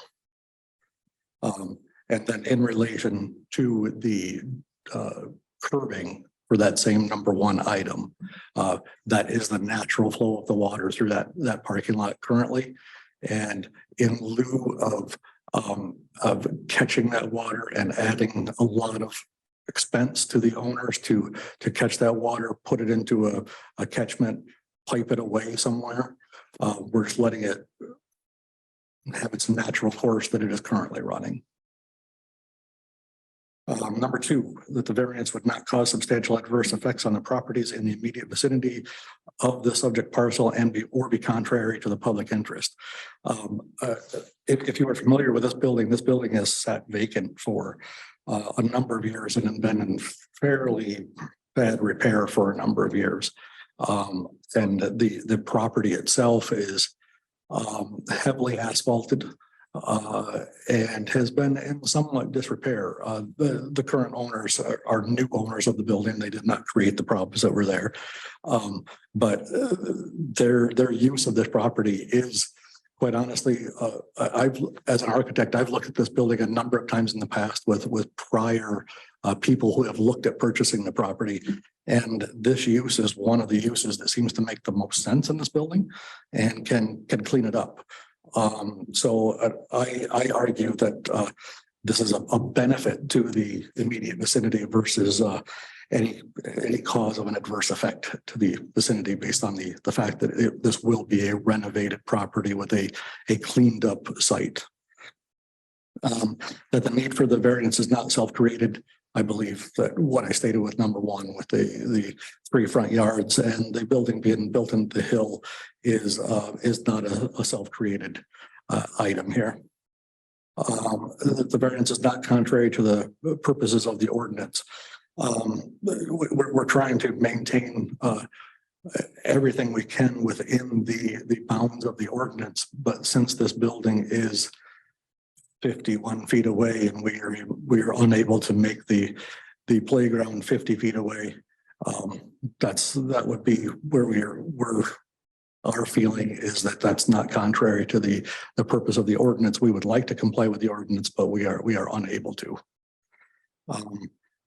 Lastly, that no non-conforming use of the neighborhood land, structures, or buildings in the same district and no permitted uses of land, structures, or buildings in other districts shall be considered grounds for the issuance of the variance. We're not considering those for any grounds for issuance here. Truly, we're looking at the peculiarities of this site itself. I'd be happy to answer any questions beyond that. I think your comments do apply to all 3 variances. Yes. Yeah. Any questions for that again? No? Anybody else would like to speak to this? Please come up and state your name and address for the record.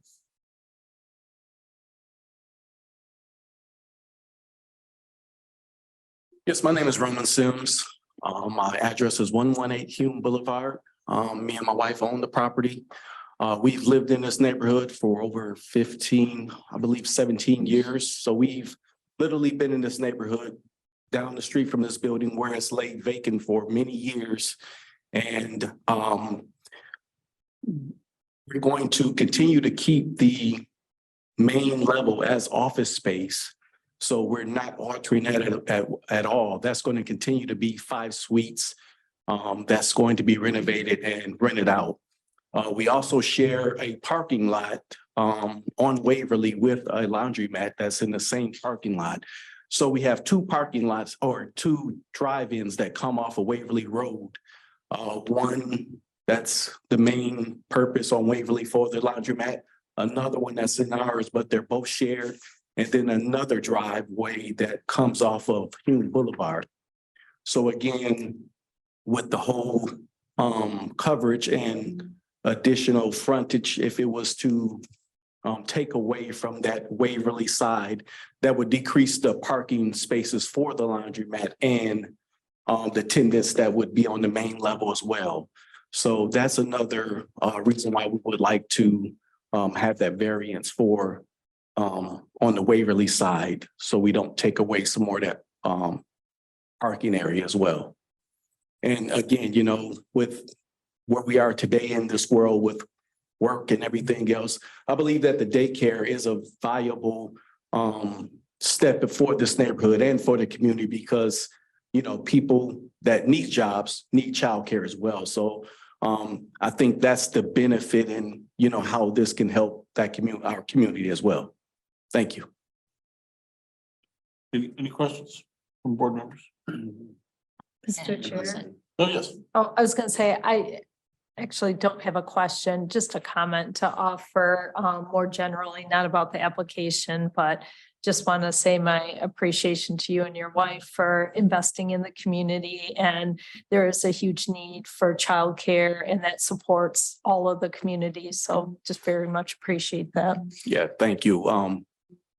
The comment again, when she was looking to purchase a property, she didn't want to leave the Delta Township area because, you know, you can go into Lansing and find property all over the place, but she wanted to stay in our community, in our area, Delta Township, and do something for our community. So that's pretty much, you know, it was a blessing for this place to come available when it did. Thank you.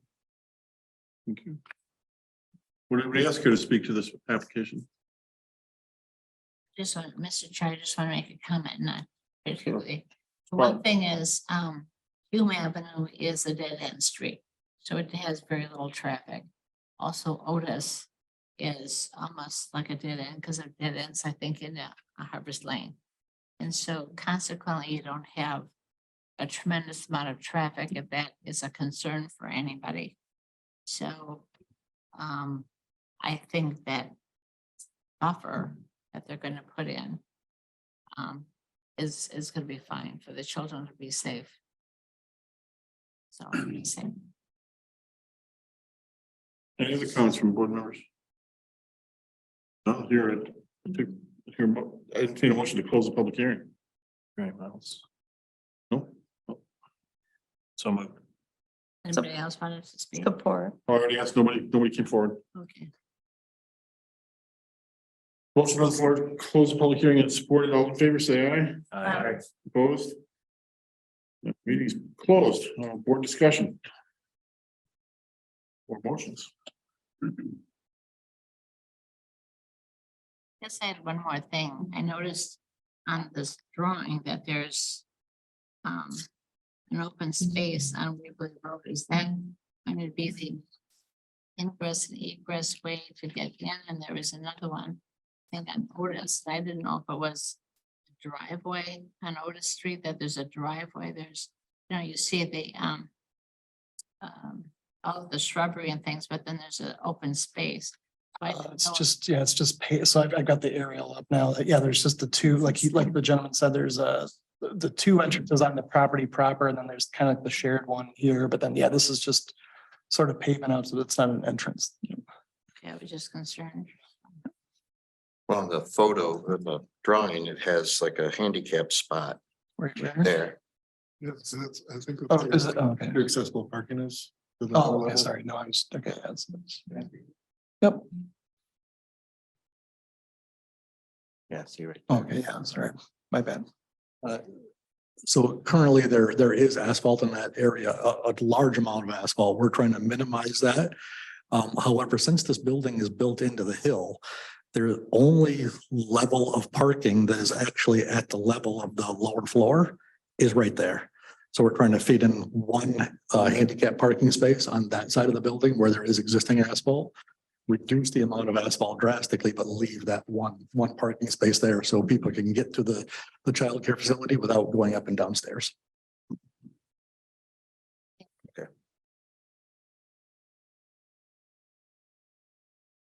Would anybody care to make a motion? Mr. Chair, Discuss further. I move that we approve the variance request in case number B 23 2 13. From section 8.14 that requires childcare centers to provide 5,000 square feet of contiguous open space outside of the front setback area and allow that to be inside that front setback area. Or And because for the reasons listed, the criteria, that the 5 criteria that have been met in the testimony provided. or have to do these separately again. Yes. So it's just for number one. Motion on the floor to approve variance request number one is supported. Do a roll call. All in favor? To a roll call. Parking, ARKING. Approve. I say yes. Ms. Cascarella, Yes. Mr. Hicks. Yes. Can't write on this thing. Mr. Kaltenbeck. Yes. Ms. Parr. Yes, Mr. Corey. Yes. Would anybody care to make a motion regarding variance request number two?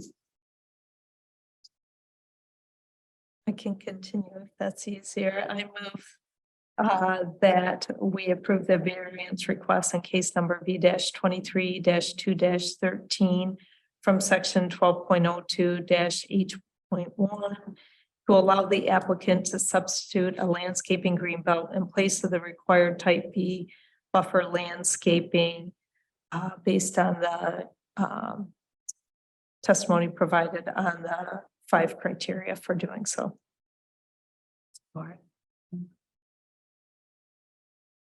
So the floor is supported. Roll call vote. I vote yes. Ms. Cascarella. Yes. Mr. Hicks. Yes. Mr. Kaltenbeck. Yes. Parr. yes, Mr. Corey. Yes. Variance number two is approved. Would anybody care to make a motion regarding variance number three? Can do the third one as well. I'm move that we approve the variance request in case number V 23 2 13 from section 11.04 8.6, which requires, or I guess to not require concrete curbing installed surrounding the paved parking areas based on the testimony provided for the 5 criteria that have been met.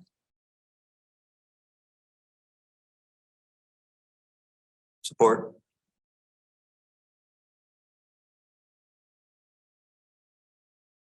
All right, so the floor is support. Roll call vote. Arkin, yes.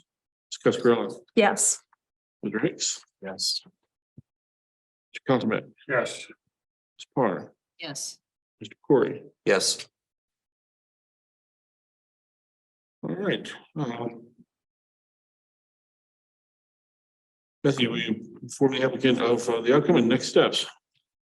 So, yep, variances approved, or 3 variances approved, so you're just free to go to a special land use permit process. So yeah, whenever that's ready, we'll be happy to work with you on that. So good luck. Thank you.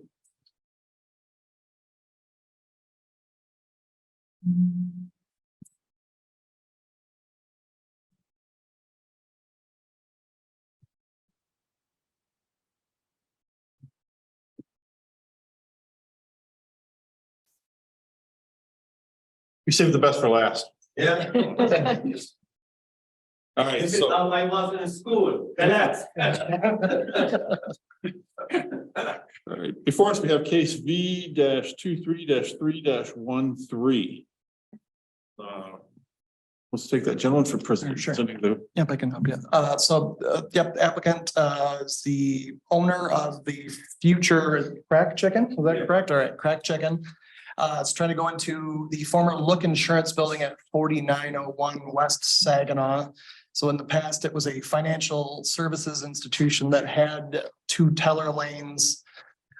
He's now requesting to do a drive-through for the restaurant that he's in the process of converting.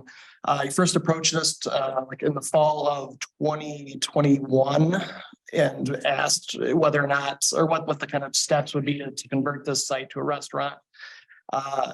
It's in the West Saginaw Overlay District, which has pretty strict standards for bringing a bunch of properties that were developed kind of prior to when we had strong aesthetic standards and parking lot design standards into compliance. As a general rule, we haven't really made people jump through hoops if they're just going to change the use inside the building. We think that's a little bit too cumbersome, but yeah, if something that would require a special land use permit would basically open the property up. We just did this at the R&R, future R&R tire location next to Taco Bell, had to redevelop because they basically were presenting changes to the building. So the gentleman at the time, we told him basically if you go in as is and just change the aesthetics of the building, then no special land use permit is required. But then about a month or so ago, Mr. Whale approached us asking again about the drive-through, and we gave him the same answer, saying that you would need a special land use permit to add a drive-through. He indicated that he wanted a variance to not have to do that. We informed him that that would technically, not wanting a special land use permit would technically be a use permit or a use variance, which we're not legally allowed to do by statute. So we framed his request now as more of a double checking or determining whether or not we as the zoning administrators made the right decision. We based our decision essentially on a couple different factors. As I mentioned before, it's in the West Saginaw overlay district.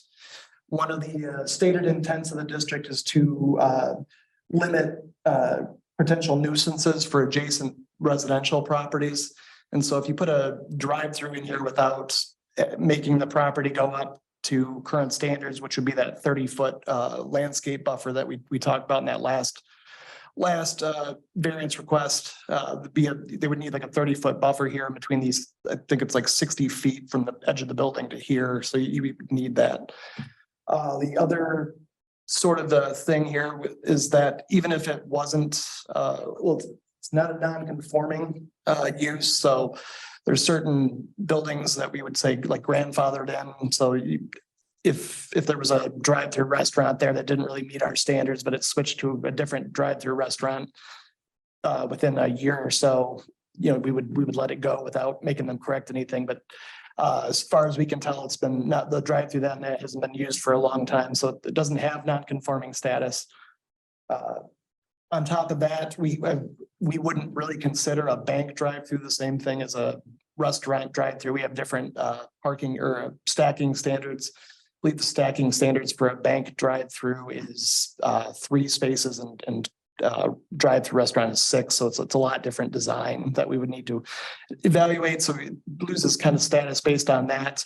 I would say additionally, kind of on closer inspection, I think originally when he came in, I thought that it had like an actual window that you could drive up to. And then now when we reviewed the request, I don't think it ever had an actual drive-through. It just had the pneumatic tube sort of thing. So it never actually had like a drive-through window. So I can't really think of any possible reason why we could allow this to go in without a special land use permit. And I'm just looking for a second opinion, I guess, on whether or not you agree with our determination on that.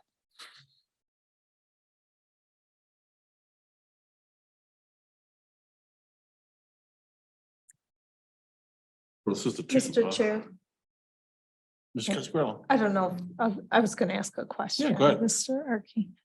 Or Mr. Arky, I'm sorry, looking at you. So did the applicant the applicant chose to pursue a zoning variance even though there isn't a variance? to be Right, sought in this essentially, case? yeah, he wanted to follow all of his possible avenues of appeal before having to do it. So we did a determination instead of a use variance because you can't grant him a use variance. But if we have made errors in judgment of why he should have to get a special land use permit, you can disagree with us and say that the site is fine. But yep, so that's basically what you're tasked with. Okay, thank you. I Yep. appreciate Yep. just clarifying that. Any other questions for staff? Just quickly, so the fact that it's on a variance application and the fact that he's seeking a waiver, he just elected to treat it as an appeal instead. Yeah. Any other questions for staff? Hearing none, sir, would you like to come speak to your application? And Thank you. all right, please state your name and address for the record. And there's the criteria there for getting a variance. Oh, that doesn't apply here. That's right. Yep. Never mind. Forget the last part. Yeah, there is nothing. Okay, my name is Wael Haddad. My address 5834 River Ridge Drive, Lansing. I've been living in Delta Township for 20 some years, and I decided to have my business in Delta Township as well. So we've been in this process little over a year, and now the knife is getting close to the bone. I didn't think that it's gonna take that long. The city is busy, the contractors are busy. So when I bought the building and I saw the drive through there, and I said, this is an advantage because we're gonna have a carry out restaurant. It's not really a drive through, it's a pickup window. Because we cook to order, so they place their order on the phone or online, they come to pick it up, they pay online as well. So instead of them coming out of the car, going in and picking up and leave, we thought this is an advantage. And this used to be a bank, and since, you know, the email they sent me, it says that they opened 1972. And back then they had 2 lanes and a window. Even if you scroll down or up, you'll see the window. So back in the 70s, I don't think they had the tubes. You know, I'm sure they had window, you know, people stop in the window, touch, you know, each other. But now you see, this is the window, they covered it with the glass because the insurance company didn't use it. The one who bought the building after the bank. And they say in the, you know, in the email that we're getting close to the neighbors. When the bank was there, they had 2 lanes. Now we're gonna have 1. So we should be away from the neighbor more than the bank was. And one more thing is, this is gonna be a family restaurant. And most, if not all, the carry-out restaurant in Saginaw are national names with drive-through. So I said, if I don't have a pickup window, I mean, we could run it without, but it won't be as good, you know, we won't be a good competition to the national names. And this is gonna be a family restaurant. So I'm really here to ask for your help. So even I didn't think that we have to go to do all this. The engineer told me that you can't just use it, you have to ask to use it. I told him it's already there, you know, he said, well, this is the rules. And he told us there's something called waiver. You could apply for it if there is rules, regulation. Since this has been sitting there for years and years, and they use it for years and years, I don't see why, you know, you can. So you could ask, you know, for a waiver, and that's why I'm here for. Mr. Chair. Mr. Ricks. So I think you originally were going to apply for, we'll call it a waiver or variance. The law does not allow us to give a use variance. So at that point, at some point, you decided you didn't agree with the decision and you're going to appeal the decision of the zoning administrator. No, it's not that, like, you see what happened when we bought the building, we want to make it bigger, add to it. That's why we approached him, because we're gonna make it bigger. Then we couldn't get to the funds that we need to build, make it bigger. So we went to the Rain Commission and we did some spending money on that subject. Then since I couldn't do it financially, I said, well, let's use what we have. Then they told me, if you're gonna use what we have, you don't have to come to us. You could go with the building department because it's only a building. But if you wanna use the drive-through, then you have to approach again. That's why I approached them again. Now we're doing, as you see, this is different look than what used to be. That's why I approached him again for this. He said, well, either, you have to do the whole process or you could apply for a waiver. And that's what I thought, to be honest with you, I mean, we could either, I mean, I don't think we need to change anything in the building. Maybe the landscape, if any. But, to do the other way, it costs a lot of money. I checked with a couple of engineers, he needs 6,000, 8,000 and more time. And for the same thing. So they said, waiver will be faster and cheaper. Yes. That's where I came from. So I've got some concerns about the fact that it's on a zoning variance application asking for a waiver, but we're here on an appeal. And it sounds like the applicant still believes he's here on a variance application, which of course we can't. I think he's confused. I did explain that to him. We don't have a separate application for that. Yeah, you are right that I should have changed it to an appeal instead of a variance on the top of the application. That is. Can you put the site map back up? Yeah. Can you put the map back up? Yeah, I'm pulling it up right now. Oh, sorry. Or, whoops, sorry, no, that's the wrong one. Yep.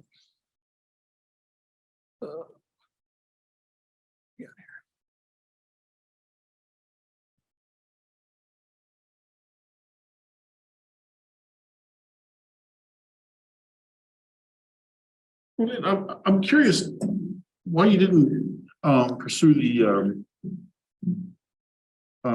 special land use permit option. Me? Yeah. Okay, I checked with the engineer to do that. He said you could, but some cities, you could ask for a waiver because this thing already exists. So this is easier, faster and cheaper if you approve it. If not, we have to go to another route. So the difference is time and money. That's the only thing. So to comply with the special land use permit, he's basically talking about expanding his green belts, right? Green belts, possibly we didn't evaluate if it has enough parking. We'd have to go like a deep dive into the site plan, whereas that's what we told them last year, basically that, if you go in as is, we're not gonna evaluate that stuff, but if you try to do something that involves a special land use permit, it opens it up to, there would be like a required green belt on both frontages, a landscape buffer here, like I said, potentially parking changes. And the circulation would come up for review, whether or not that would be the appropriate design for that. So basically by going through the special land use process, it opens the whole thing up, and I explained that to him that basically there's not really a way to get around that, but You would have to go through full site plan. it would have to go through full site plan review and special land use permit process. Yeah, in the SLU process, there's a line that says basically everything that can be brought up to modern standards has to be. So just like the case that we just had with on Waverly, they were do the driveway apron, yeah. Well, they were adding green belts and parking lot landscaping, and they were upgrading the parking lot except for that north side. They were bringing it up to modern compliance as much as possible. That was a SLUP though. You're saying SLUP has a specific one that requires it? So that's it's an SLU for Basically both SLU of those for were drive-through. were site plans. Oh, for their SLU, they came after the fact. Yeah, I gotcha. Basically coming with the variances to then just present the site plan as is. Yep. Okay. But no real work was determined to decide, what actual things he had to do. It was just. We've been working, preliminary on this site for probably about 2 years now. We've been answering questions because, like I said, when he first came, he wanted to expand the restaurant, and I worked with not him, but I don't know if it was your real estate agent or someone else going through trying to figure out numbers and figure out if they even had the ability to expand because they'd need to provide more parking. Also with a drive-through, it has a higher parking requirement than just a restaurant without it. So at that time, it kind of felt like they didn't have the appropriate space, but this is me on my computer measuring off here. We never got a site plan or anything along those lines. And we don't have any old ones to pull up because the building is, 1971. Mr. Chair. When I go through a drive-through, I don't park there. I just I leave. Yes, Mr. Hicks. Is there a door back there that I'm looking at the Google Street View? I believe so. Let me pull up the.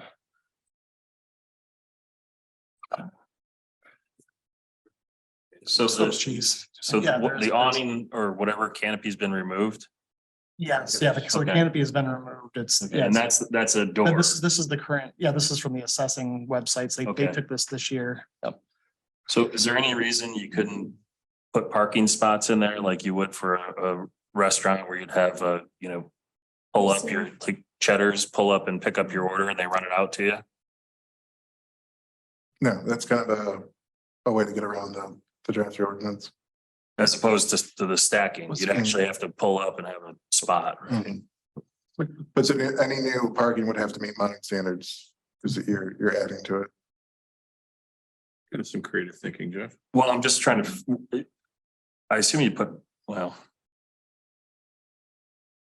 if you're just adding parking spaces, just as long as they're wide enough, is that right? Or Paint on the.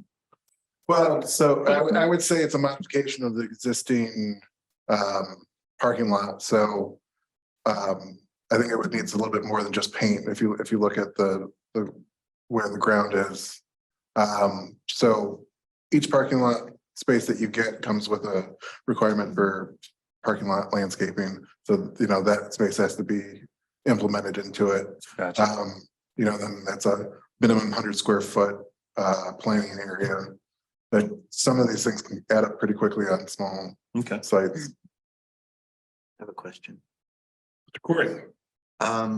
So is the glass block area that was supposed to be the drive-through That's correct. area? Yep, that's correct. But how, I mean, can you even consider it being a drive-through and being all blocked off like that? Yeah, so yeah, even if it had been, even if it hadn't been blocked off, it hadn't been used in a while, it would have lost like its non-conforming status. Like I said, the only way you could really ever justify that is if it was a drive-through restaurant that went in without a special land use permit and then immediately changed over to a different drive-through, like you could keep that non-conforming status, but once it's been not used for more than a year, it's basic, or more than 18 months in a 3-month period, it basically loses any kind of protection it would have had as a service window.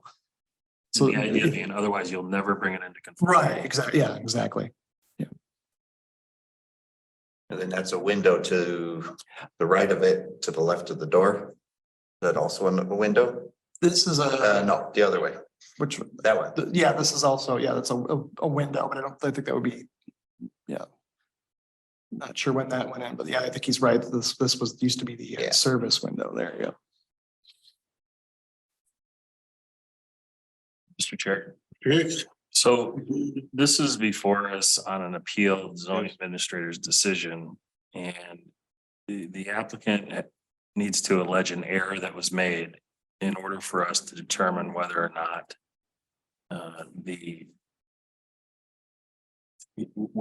there was in fact an error. If you look under the ordinance, it basically says the ZBA shall hear and decide appeals where there is an error alleged in any order, requirement, decision, or determination made by the zoning administrator in the enforcement of this ordinance. What I'm hearing is the applicant is alleging that the error was he shouldn't require a special land use permit, and the zoning administrator's decision was a special land use permit is required. So that being the case, our options are to either reverse or affirm wholly or partly, or modify the order, requirement, decision, or determination appealed from, and make such order, requirement, decision, or determination as ought to be made. And to that end, shall have the powers of the zoning administrator from whom the appeal is taken. As I sit here, I don't see that an error has been made. The ordinance requires a special land use permit. Staff has indicated that a special land use permit is required. And I guess I fail to see where the error was. I understand the rationale behind the application, but really that's an equitable appeal. It's not a legal error in any sense of the way. So I don't see how we have very many options here, again, because this is an appeal of a zoning administrator's decision and not a variance. Can I say something, please? Sure. Okay, when I went to engineer, to see how we could do the lands in that by permit, the engineer told me that some cities will, you could apply for a waiver to make it faster and easier. So I came to them, I told them, the engineer told me that, I could ask for a waiver because of, these things already existed and they've been used. They said, yeah, you could do that. And they gave me the forms and whatever I filled up, and I filled it up and give it back to them in November, So it's not like, I mean, from what I hear that I decide to pull those forms and fill it up. It's not that really this is what happened. Yeah, and your engineer is correct. There are some municipalities that can grant a use variance. Townships cannot, and that's state law. So the problem with the suggestion from the engineer was, and maybe not a problem because he said, some cities are different than townships. Yeah. But we're prohibited from giving a use variance. So if a particular use is not allowed, I don't know, a landfill. This board can't grant a variance that says, we know that landfills aren't allowed on this parcel, but we're going to allow you to have a landfill because that's a use variance. And state statute prohibits us from doing that. Cities are different. They have a totally different zoning enabling legislation. So what we're here tonight to decide is whether the zoning administrator made an error when he said a special land use permit is required if you want to use the drive-in, or you want to have a drive-through. I'm sorry, not a drive-in. So that's what we're faced with tonight, is deciding as an appellate board whether or not an error was made, and which is different than a variance, which is why we don't have the criteria tonight.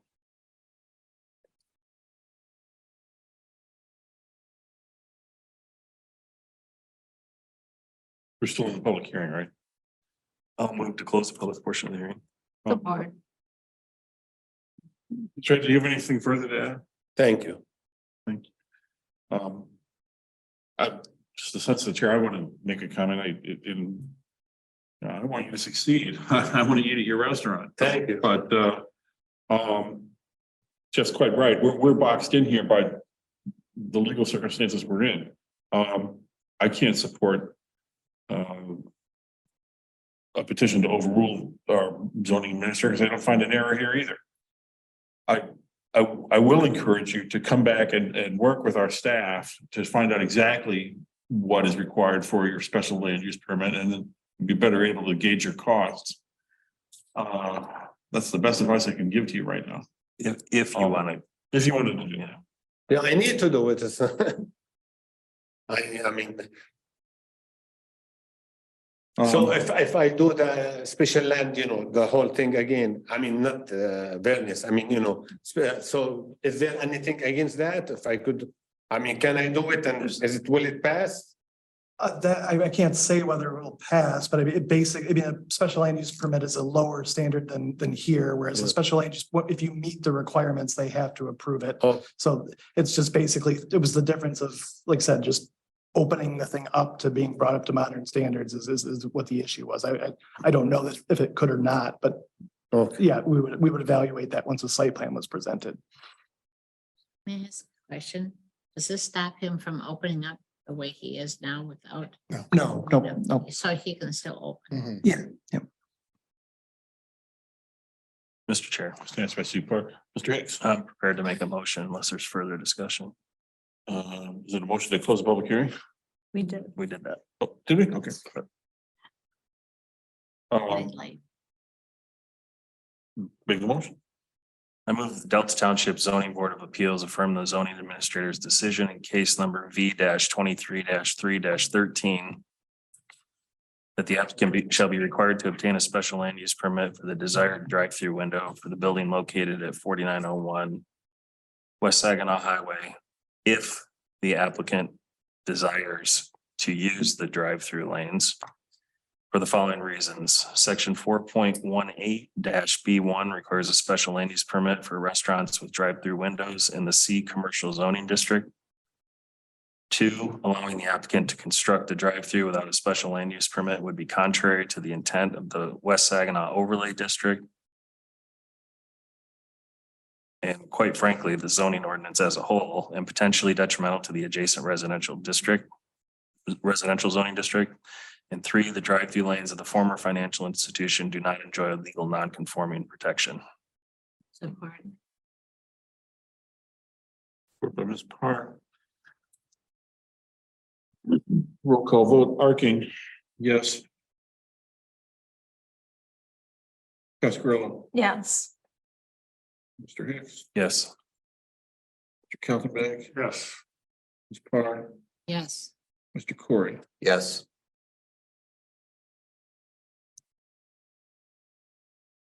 Great. Staff, please inform Mr. Haddad of his options for coming in to meet with you, review the special land use options. Yeah, so no, we can discuss, so if you want to move forward with that, we can talk about the special land use process, and you got my number and email. Yeah. We can chat about that, and I'll take a look at the site plan again and see if there's some other workaround or something that doesn't, maybe threads the needle, but Thank you we'll very do our much. best, but.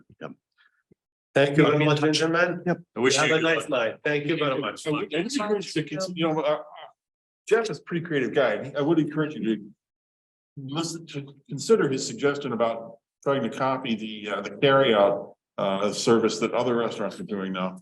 Yeah, I mean, now you can do it because they have to park and, or we have to go out and give them the food, or they. Now we can find the place. It's to run the business. Pick up. The opening the future, but. I think staff will work with you, like I said, trying to find some creative. Everything here and there to, not like something major, but the engineer, they have too much to do the work. That's why they provide this way. Thank you very much. Wish you luck. You All right, old business, we have none, I assume. Other business. Staff comments, I just, you know. board comments, I'm gonna go first. When is that lawsuit gonna stop over there? Well, there's 6 lawsuits, so I don't think they're not all in Eaton County. So Okay, I don't think that's gonna go anywhere anytime soon. that's so Messes up sad. the tax revenue. Any other board comments, more serious ones? And I've been coming into town. If nothing else, I will entertain a motion to adjourn. So moved. A lot of, I didn't get through that yet. Wait, sorry, what? She asked a question. She asked if there was. Oh, I'm sorry to hear you, Sue. Well, it's just, what else is happening in the township, new things and. we got a few large, residential, developments that want to come in. Southwest corner, of Broadbent and Saginaw, across from Menards. And then, south of Walmart and the Delta, the courtyard of Delta, which I'm not sure if you're, there's a, senior living that went across, that they're gonna be built across from Secretary of State, but then behind that is another 200 to 300, so possibly 500 new rentals in the next 2 years, not counting Delta Finally. crossings. Did we do that zoning years ago? Oh, we actually have to redo it again. Oh, Are they affordable? What? Yeah, what is affordable anymore? Thank you. We just think it's affordable new construction without heavy subsidies. No, well, the other thing is that whole thing, of all those apartments on Willow. It's becoming a city. Willow, you know, west of, highway, west of Canal. All of those that are coming up on Willow Street on the south side. And the prices that they're charging, Oh, I mean, it's over. Yeah, people there want someone who wants to move into one of the new ones. 2-car garage, you know, they have, they're small. I can't believe that. They're like 1,600 a month or something. Yeah. That's at least, that's probably not that much anymore. But we're becoming a rental state. Mhm. The apartments and things in Grand Ledge is going apartments all. It's amazing. Let's get that in, I almost missed you. Anybody else? Well, now, do you want- Entertain a motion to adjourn. Now? Yes. All in favor? I- Till next time.